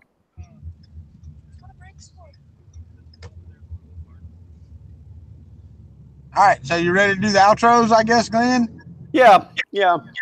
I was just reading the chat. You can go ahead. Chris Riley's you, buddy. We'll go backwards. Yep. Nope. Again, I'm Chris Riley. This is my basement. We print things. It's been great hanging out with Glenn and Walter today. Hopefully we can do more of these. I like the nice, relaxed, working on things, kind of hang out. It's been fun. And thanks for everybody that joined. And there were some tips that came through. Those are always appreciated, no matter who's hosting the stream. All right, and I'm Walter, Kuntry 3D. Sorry I had to leave the stream a little early to go get some free food at my daughter's house. But I break stuff, I make stuff, and we try to print some things every now and again. Thanks to Glenn and Chris for hanging out again. And we'll schedule another one for maybe every week, maybe every other week. I don't know. We'll get it down and see what we're going to do. Well, I guess that's me then. There's nobody else. Well, this is usually the part where I go, I'm Glenn, and then I'm Xander. And together, he's over on the other side of the wall playing Fortnite. But together we are Fun King 3D, and yes, this is our channel, and I am overwhelmed not only by the generosity of those of you guys who kicked some money our way today, because it's greatly appreciated, and it will be going into the FK1 project. But I'm overwhelmed by the fact that there were so many of you guys here today. And I love these streams, and I hope that you guys like these streams. And if you got any feedback for us, we'll take it. There are some videos coming your way from us. My next video is going to be kind of an intro to the FK1, showing as much of the design as I can, so that you guys can go in and watch it and see the build on it, which should help answer a lot of questions that I've been getting from it. Xander still has his Xander's Thing Thursdays coming out noon on Thursdays, and we'll have Mailbag Mondays on Mondays every week that we get packages. And I think that's it. And thank you, Walter, and thank you, Chris, for doing this, because it's awesome. I really enjoy it. And like I said, it's nice to have a stream where it's not so serious. I guess that's what I'm looking for. It's definitely a little bit more relaxed. So I think that's it. If you guys out there haven't checked out Chris Riley's channel or Walter's channel, do so. And I guess for that same, if you haven't checked out my channel and you're already here, there's a button that says subscribe, and it doesn't hurt to click it. Don't be afraid of the button. So, but yeah, and the thumbs ups are always appreciated as well. So I guess that's it. We are looking to do this every week. As of right now, we're looking at Sundays. Is that right, gentlemen? Yeah, we just Chris's time schedule's a little off, so it may be, odd times for the next few weeks or whatever. But I think I've got the next one. Is that right? It's on my channel next? Yes, sir. Yes, sir. Sunday. Unless something changes between now and then. Yeah, and like streams like this, it's always hard if it's not at a regular time, but we need you guys to understand that because of the fact that it's 3 of us doing it, that the scheduling may not always be the same, but we will try to give you as much heads up as possible. We are working on having one central location to get a link to the channel of where it's being hosted. It'll be between the 3 of us. And again, if at any point one of us is unable to make it and the other 2 are still available, we're going to put a substitute in where the 3rd person was. So who knows? You might be the one that's invited to be invited. Does that sound right? Yeah, that sounds right. All right, guys. So thank you guys all for being here. And this is the part where I click the goodbye button. It's the hardest part. It makes me a little misty, but we'll miss you all, guys. And thank you. And we love each and every one of you. Be kind to one another and be safe out there. Bye. Bye.